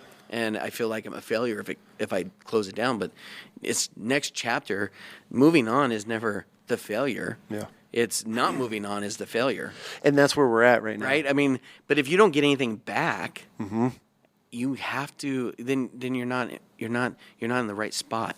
And that's what we're now realizing. And it's been, and how we've run this business, it's now showing us that it's been a double-edged sword all these years because we've kept it small, grassroots, very close core. But then now we've hit our limit of what we're able to do with the time we have. And so we either have to scale it, go corporate, bring in the money, bring in the funding, the sponsors and all that stuff, or we pass the torch. Yeah. And it's like for us, it's like, do we sit here and just milk it? And now we're one of these companies that we do this for the next 15 years. We make a couple grand off of it here and there, whatever. And it's our passion project. And so like, that's where we've had that come to Jesus. And it's like, hey, like, how long are we going to do this? You know, it wasn't something that I wanted to do and turn over, and it wasn't going to be generational. It was just I wanted to help some guys and grew into what it is. You and saw a 11 years need, later. you met it, you did it. Yeah. Now what's the next need? Exactly. Right? I mean, and The next need is my family. well, You know? you quickly learn that, like, it is. I think more and more of my kids. Obviously, everybody does. You think more and more of what you're going to do, what your kids are going to do, things like that. What you don't want them to do. Right? Like, don't get into this world. I tell my kids all the time, don't own restaurants. Get away from restaurants. Do the rest Here of the you stuff. are. Yeah. They're like, Dad, you're not making any sense. I'm like, I know, but no. But it is like, man. And I think that the way that you are, the way that you act, you attract the right people if you're open and you're looking for it, right? Oh, for sure. Or if you're acting like this, you're going to attract the wrong people. But I think that's where, like, you going back to the best business decision I think you'll ever make or I make is the people you put as your influence For sure. around us, because that's what's going to grow us. And that's been a big thing with me lately is, getting into the Dejan group, getting brought into these circles and it's meeting guys and sitting down. And I mean, you sit with And they have so many stories. Fuck, I mean, so many. it's and so many experiences and so many failures, which That's has been a great awesome. thing. One of the biggest failures that's held me back for years was wild chaos. When I started this company with a buddy of mine, it's going to be an apparel outdoor brand, and we had some differences in just different life. I mean, we started at the worst time. Yeah. And we had so much momentum going for us, and we just out. we literally, I feel like both changed 2 chapters in our life at the exact same time of trying to launch a business. So we let it fade out, and that always hit me. It always sat on me like, fuck, man. Like if we would have just kept it going, it would have been massive. Stupid saying, and I'm just so pissed off. But you learn more what you fail at than you ever do you make. I mean, and I think there's a lot of truth to that though too, because what is the next thing that you learned or didn't learn? I mean, there's things if you can't learn from, and that's what separates the people that finally win and the ones that let them go. Like everybody's gonna fail. In fact, I don't know if I trust someone that didn't fail. There's a statistic out there that most millionaires failed or went bankrupt, one or billionaires, whatever. But it's the truth is like you have to learn somehow, and schooling's not always the end all. Hell no. Like, and that's why I was so grateful for the company I worked for. They're like, I'm going to pay you to screw up. Yep. I'm going to pay you for your education, and you're going to screw up that too, And then you're going to go and you're going to figure it out on your own. And then hopefully when you screw it up on your own, the trick is not to screw it up as much. Or when you do screw it up, it doesn't cost you as much. Yep. Like that's how you start learning. Yeah. And it took me a while, to realize that. I took it hard because I think it's also at the same time with social media, if you fail, everybody sees it. Oh, yeah. And then you're like, fuck. Then they're like, oh, they failed. But it took me a while to realize, like, you know what? I failed because I fucking tried. Yeah. I failed because I tried. I failed because I was doing everything I could to learn from it and didn't pivot. Mm-hmm. Now I've learned, right? Mm-hmm. And so then it took me, and I think that is the biggest battle with, nowadays is because everybody gets to see everything. Oh, and you're so scared and you're so worried and, oh, this guy, they did this and, well, they don't want to work with us because it's, once I realized, like, who gives a fuck? Yeah. At the end of the day, I don't give a fuck about anybody that's watching and talking shit because they're watching and talking shit. Mm-hmm. They're not starting. They're not failing. And it's like I have buddies that have failed. I'm like, fuck, dude, what did we learn from it? And we go through. It's like, with Wild Chaos, like I learned so much by walking and letting it go stagnant, thinking I could just turn it back on. And then it was too late at that point. So we were like, how do we revamp it? Yeah. I had it. We sat on it. I'm like, fuck, let's do a pod. Let's just see where it goes. Yeah. And it's been one of the most incredible things because of the interaction and the feedback and the amount of people that are actually like supporting this. It was like it got to breathe that new fresh air and like that life back into me again. I'm like, fuck, okay. And then that's what's motivated us to do so many other things just from something so simple as a failed company to turning it into something. I think if you don't do something because you're afraid to fail, you'll never do something to succeed. Like it's never going to work. Yeah. Or it's never going to reach its potential. Mm-hmm. Right. I think we put way too much on failure as people, because I think that there's failing as giving up. That one sucks. Yeah. Don't do that. Yep. But there's also failure as I tried, didn't work. Try again. Yep. Right? And the only person that really gives you the hardest time is yourself. All day, it's yourself. Yourself is always the biggest. Mm-hmm. It's the biggest guy that holds you back. It's the biggest reason you didn't do something. I mean, they say hindsight, whatever. It's all because you're scared to make that move, right? It's all it comes down to is fear. Challenge accepted, right? Here we go. Yeah. You're doing a podcast. I'm on a podcast, which I told you, no one's going to watch. They're going to be 5 minutes into this. Everybody turned it off anyways. Like, always, They're like, yeah, we're out. This guy sucks. But yeah. What's been one of your biggest learning points out of all the years? What is something, if you were like, if there was one thing that I can take to every business, what would it be? Sorry, I'm throwing these at you. No, that's all right. Yeah, I think the one thing that's consistent in all business is how you can empower, in my businesses, right? How you empower your teammates, your partners, your employees to accomplish a task in a uniform way. Mm-hmm. Like if you can work with people and pull them and improve their life, man, you're good. You have all the runway you need.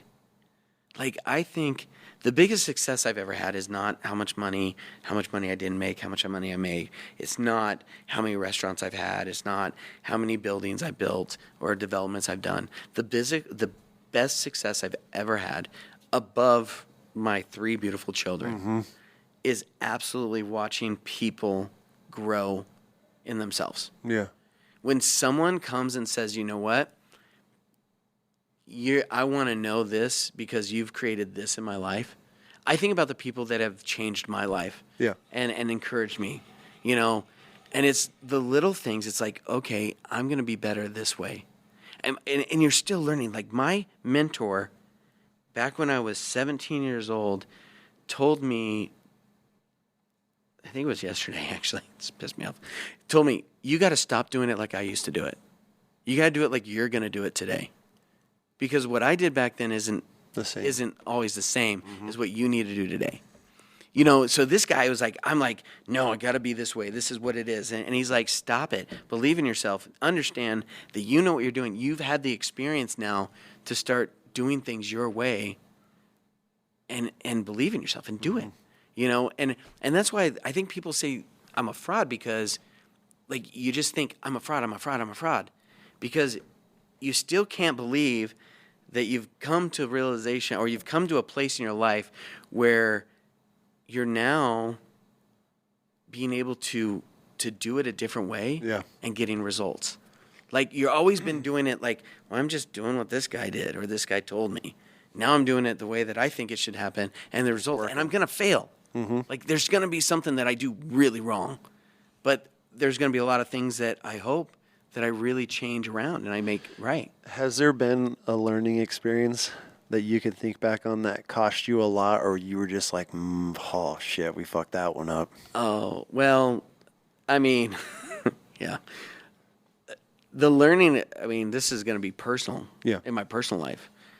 The biggest learning I've ever had in my life is not realizing that I need to focus on my family just as much as my business.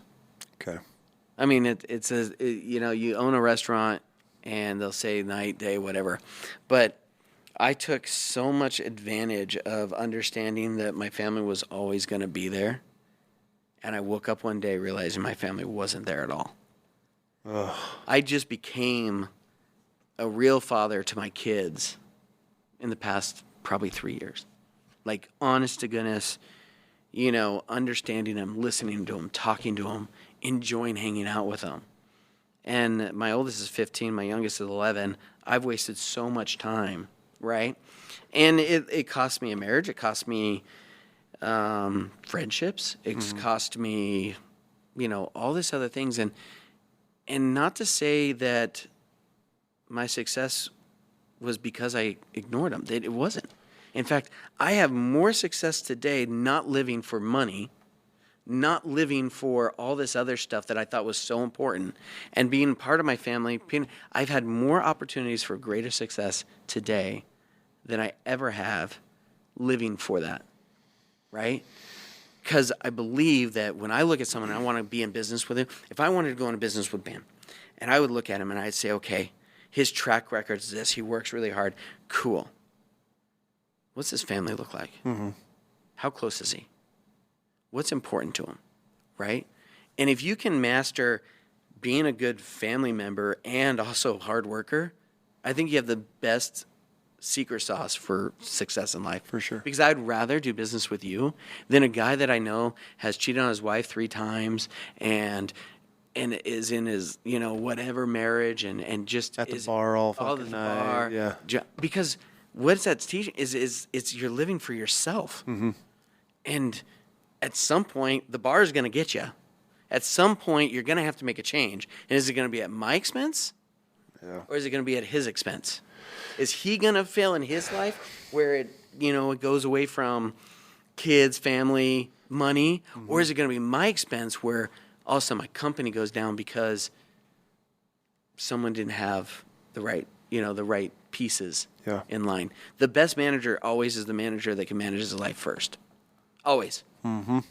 Always. I've had the people that come to me that run my restaurants or run different businesses for me, and I look at their life and it is polished.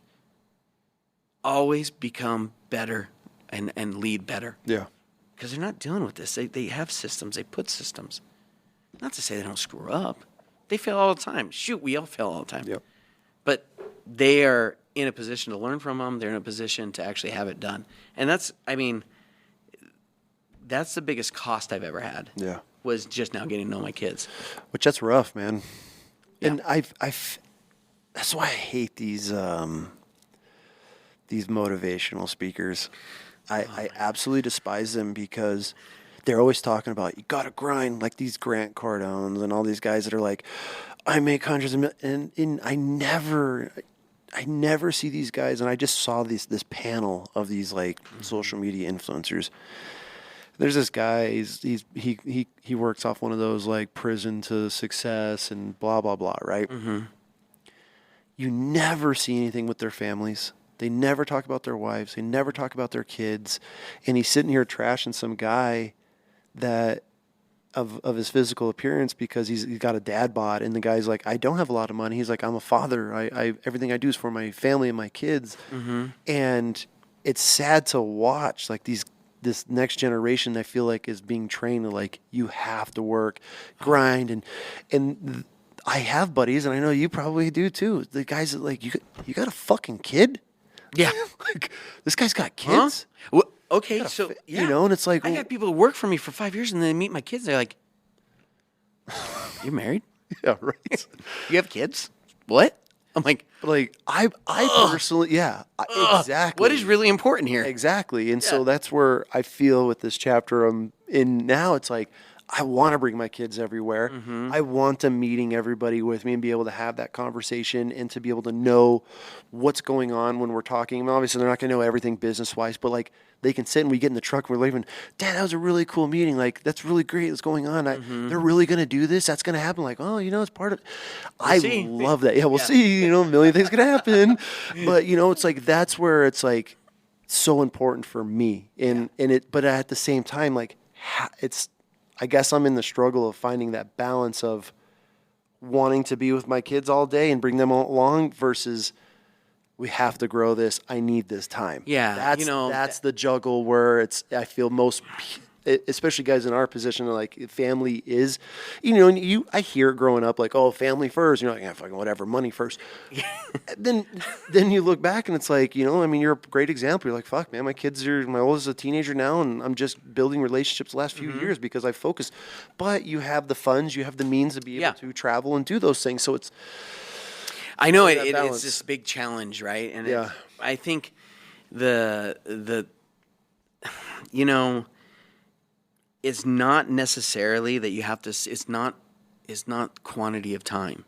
It's quality. I'm not ever talking about quantity of time. I'm not even talking about quantity of time in the grind. You know, these motivational speakers, they get in there and they're like, you get up at 4, you work out to 5, you do that, and what they're actually teaching you is to be diligent in what you do.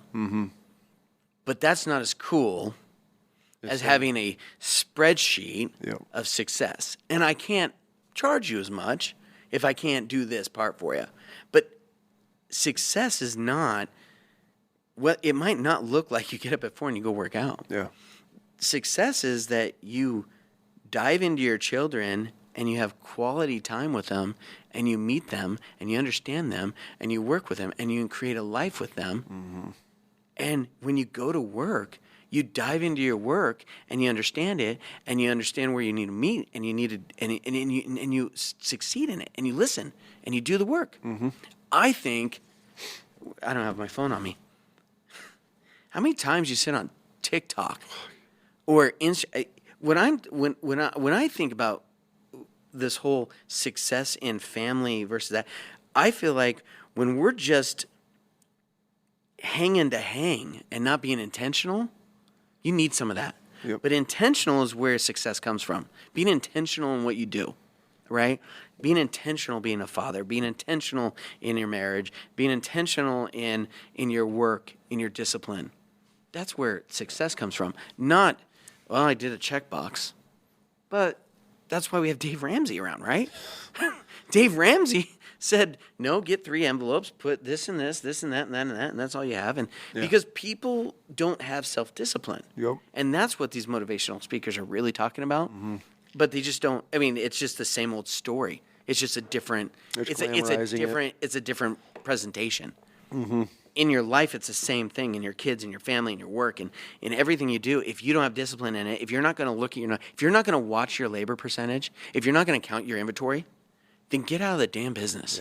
Get out. You're just wasting time. You're wasting your time. You're being mediocre in everything that you're doing. Get out. Don't do it. Go find something that you want to do intentional and succeed in it. That's why it's so crazy when I look at success stories and they have whatever it is, whatever they've created, whatever stupid gadget they made. It didn't come because they were just sitting around. They were actually intentional about a need that they needed to fix. Yep. You know, I know a guy that does the stickers on all the fruits in all the stores. You know the stickers with the numbers on it? Yes. He owns that company. He has that patent. Right? Fuck you, money. Right? Yeah. He was intentional on a product that needed to be done, and he did it. And now his success and what his intentional actions done is created this feeling of having. But great success people don't become non-intentional what they do. They don't, like, we have a common friend, Justin, right? And he's very successful in what he does. And that guy is probably the most intentional man I've ever met. He's intense, but he's also intentional in what he does. He grinds harder than anybody but he parties. He spends time with his sphere more importantly, with his friends, with his family, with everybody. And that's what I'm saying by intentional or partying. He's with his people intentionally. Probably more intent than anybody else I've ever met. Yeah. Right? And you can see in his life and where his success comes from, it's because he grinds, but it's not because he doesn't have a family or he doesn't have a wife or he doesn't have friends.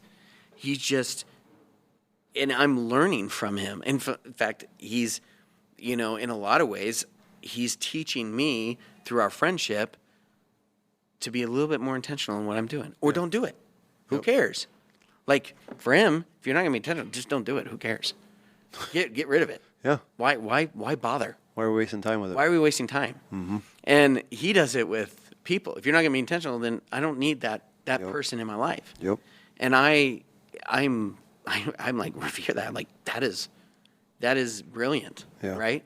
But And it takes people to show you it. Even though you can hear it a million times, but once you are in and even if you think you have it, then you get into it and you're like, actually, I never had it. right. I don't know what the hell. Yeah, I'm successful. And then you meet Bill Gates. You're like, whatever. Yeah, I'm not successful.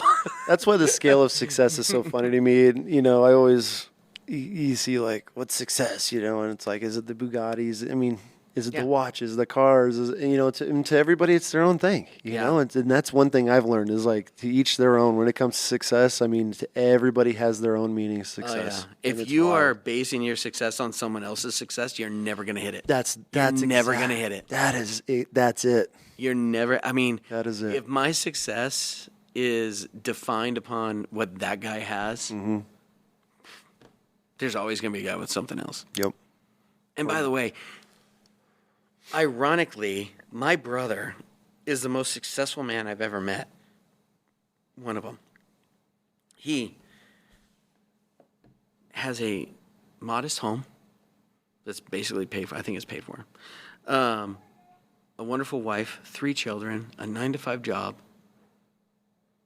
And he goes camping every weekend.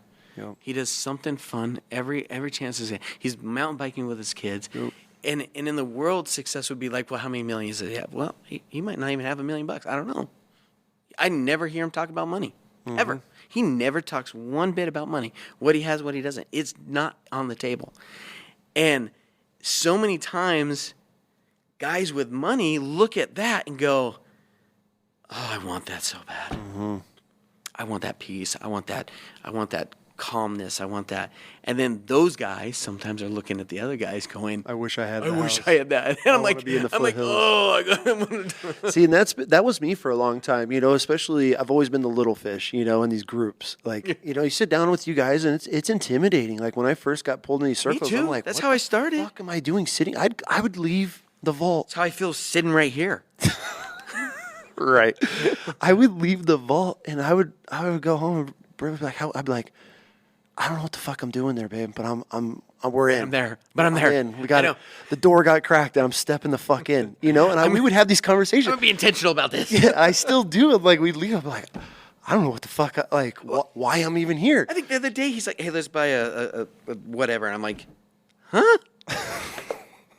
I'm in the wrong group. Yeah, yeah. Well, exactly. But then He's gonna go on vacation for a month, and no one knows where he's going. He's just gonna. Yeah, I'm like, he calls me. I'm like, no, I can't go. Yeah, he's like, hey, I'm going to Hawaii. Can you get in contact here? I need New Zealand. Who do you know in New Zealand? He's giving me this list of things, but like, but I look at those guys and I'm like, I don't need that.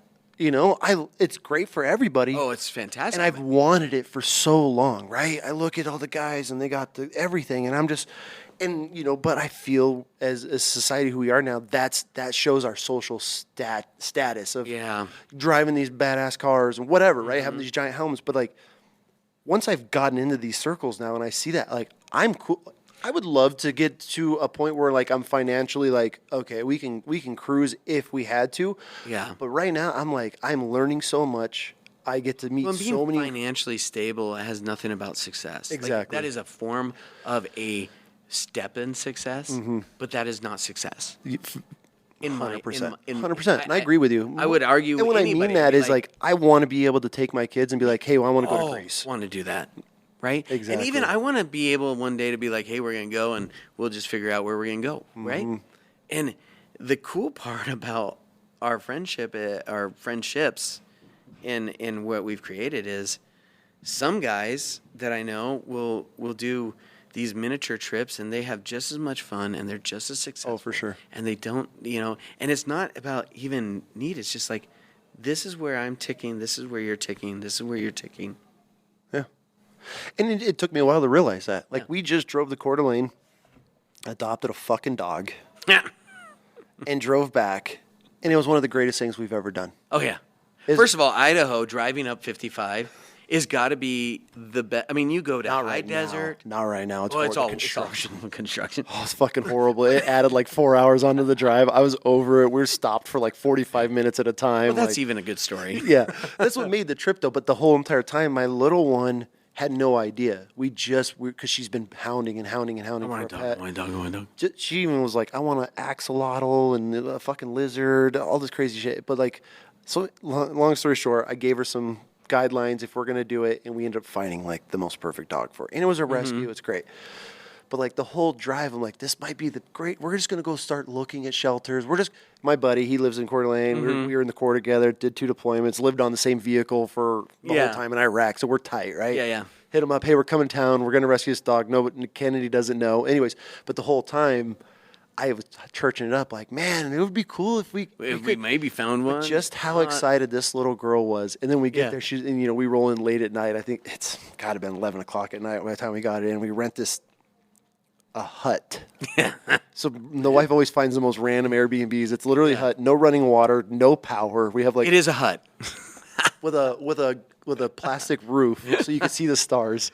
Oh, goodness. And we roll in. There's a little outhouse and there's an outdoor shower, and it was the greatest. The greatest experience. And I'm laying there and the girls are sleeping. We're about to get this dog the next day. My little one has no idea, and she's just, can we look at shelters? Can we look? And she's amped, and she has but like, to me, I was like, God, like, thank you, God, for giving me the means to be able to drive to Coeur d'Alene. And it's not much, but like, I'm able to do that. And so like, to me, that is where I was like, I'm cool with this. Like, perspective is everything. Everything, man. It's everything. It's everything. Because you created something. I mean, that's gonna. I don't care what it is. You do it together. That's great. And it works. Right? I mean, it's just. I mean, how great. It was, man. That's a great story. That's fantastic. But like, but then I look at these guys on social. Now they're shitting all over. No, dude, we're so lucky. We got so lucky so far. So, she's been an incredible dog. And besides it being a Jack Russell Dotson mix, this little motherfucker just goes. Like, so I got to get a tracking collar on this thing because I'm afraid we're going to lose it. Other than that, perfect dog. Which would be the worst thing that could happen. Well, because now my little one and this dog, and I'm so glad she's bonded with. Oh, I'm talking within days. This dog is just obsessed with her, and she's obsessed with it, and she's showing so much responsibility, and so and there's learning curves. Obviously, it's a new dog in the house, and I compare everything to my old dog, which was probably one of the greatest dogs ever. But it's one of those things, like, I was able to give that to her. I mean, it costs $250 for a fucking dog. There's people out here that are like, that's a lot, you know? Oh, yeah. And so, like, that's where it's like, that's success for me, that we can pack up the family, drive 8 hours north, go rescue a dog. We stayed in literally a hut with a clear roof on it. Mm-hmm. Got up the next day, met the dog, and she showed up at a park. It was the most incredible moment, and saw my buddy, and we drove home. And Yeah. I was like, that was perfect trip. Perfect trip. Perfect trip. Yeah. That was it. So, well, those are that's like we said before, like, what that's is success? You know, that's success. I think right? with social and everything nowadays, they put so much pressure on you that you have to have the giant mansion and all the cars and the garage full of toys, and it's not it. And if that's your jam, go do it. And here, exactly, Great. right? And that's it. Success, that's awesome. Like, do it. Like, But how many of those guys do you know that are fucking miserable? well, that's why they're doing it. They're doing it because they're trying to find something else Makes them happy. that gives them a sense of success. I tie it down to they have no hope. There's nothing left for them. Either they've made as much money as they need. There's nothing else that gives them purpose. Besides chasing it. So I'll buy the newest toy, and someone will look really at me and be envious on me, and I'll find my self-worth and everything else I do within the products or the things that I have. Yeah. And I think that we're all subject to that. I think we all fall into that sometimes. A car is a car. Yep.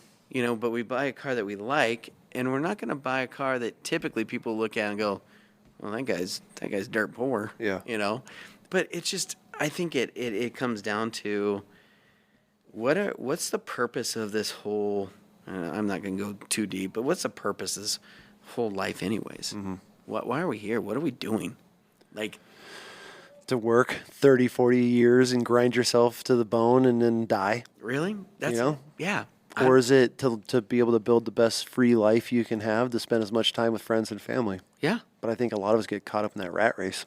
I view it as, yeah. I mean, that's why you have to have continuous, like, what is important in life? I mean, and I'm not saying that success and great success and money and wealth is always bad. No. It's not. I know very rich people that do very great things with it. Yeah. But there's a reason why you win the lottery and you go broke. It takes diligence to keep money. Someone told me the other day, it's not hard to make money, it's hard to keep money. I can see that. It's not you especially with today's world. You put click of a button. I mean, goodness gracious, this girl that said some word on the Instagram now quit her job, and I guarantee you we're going to look at her in 5 years, and she's going to be broke. I just the Hawk Tua chick, right? Yeah. I just was talking about her with the wife last night. We were out walking the dog, and she's like, God, that girl. And I'm like, what's next? This is it. I go, she had her 15 minutes of fame, and then let's say she did capitalize on it. I don't know how. I'm sure there's a way. Maybe she got paid to do some appearances, whatever. But I'm like, there's a lifespan. Very quick with that. It has to be. Where do you go? Never get in a business without knowing how to get out. Ooh, that's great advice. Never, ever get into a business without knowing how to get out. And I do it all the time. I'm the biggest idiot when it comes to that. I do something, I'm like, perfect. And then you're like, oh, shit. How are we going to sell this? How are we going to get out? Yeah. You don't agree with me. I don't agree with you. Whatever else. How do we get out? How do you fix that? Contracts? You I think in the beginning. Do your due diligence? You do your due diligence. On a partner? Well, and even how, like, when I got investors, when we did our contracts, and we've done things with investors, right? And when we get investors, we put the formula right in there, how it's going to be, how you're going to agree that we're going to value this business. Period. So there's no questions. There's no questions. And I even put in a timeline how and when you can get out, right? And then after that, you can sell or do whatever else. Mm-hmm. But this, from here to here, this is the first right of refusal. This is the evaluation. This is how you do it. Now, this is what happens if you get into hardship before 5 years. This is what happens if we fail. But did that come from a mentor, or did that come from years of you just fucking it up? I honestly believe it got me into the position where I get into something and I'm like, I was in a development on some property. I was building a subdivision, and I spent a tremendous amount of time and energy in developing this property. And at the end of the day, the guy looks at me and goes, I don't want to do it anymore. I don't want to put my property up anymore. And I'm like, but I have the plans. I've done the zoning. I've done the testings. I've done everything. I've built it out. And at my cost, I got 50 grand into this, project. And this was like 25 years. I mean, I did not have 50 grand to throw into this. I'm like, okay, I won't eat this week. I'm gonna buy, I'm gonna do this. And he goes, well, what, you 15 grand sound good to get out? Like, are you kidding me? Like, just at least cover my cost. So I just wasted all my time. My time was worth nothing. That was more than 50 grand, yeah. Yeah, and so he covered my costs, and he didn't do it. And guess what? Fast forward 20 years. It's a subdivision day. They just did it 2 years ago. His son decided to do it. And it wasn't about, and it's those, when you do those things, I could have been furious. I could have called him names. We're still friends today. We still go to breakfast every once in a while. And he's like, hey, I just got to tell you, my son's going to do it. And I said, good, go do it. Well, shoot, you got the plans. Did all the legwork for you. Did all the legwork. Yeah. Doesn't matter. It doesn't mean no good to just be pissed off at this guy. And I want him to do well and blah, blah, blah. But this guy didn't need any more money. Yep. This guy has loads. He has one of the most successful tractor companies in the whole valley. Yeah.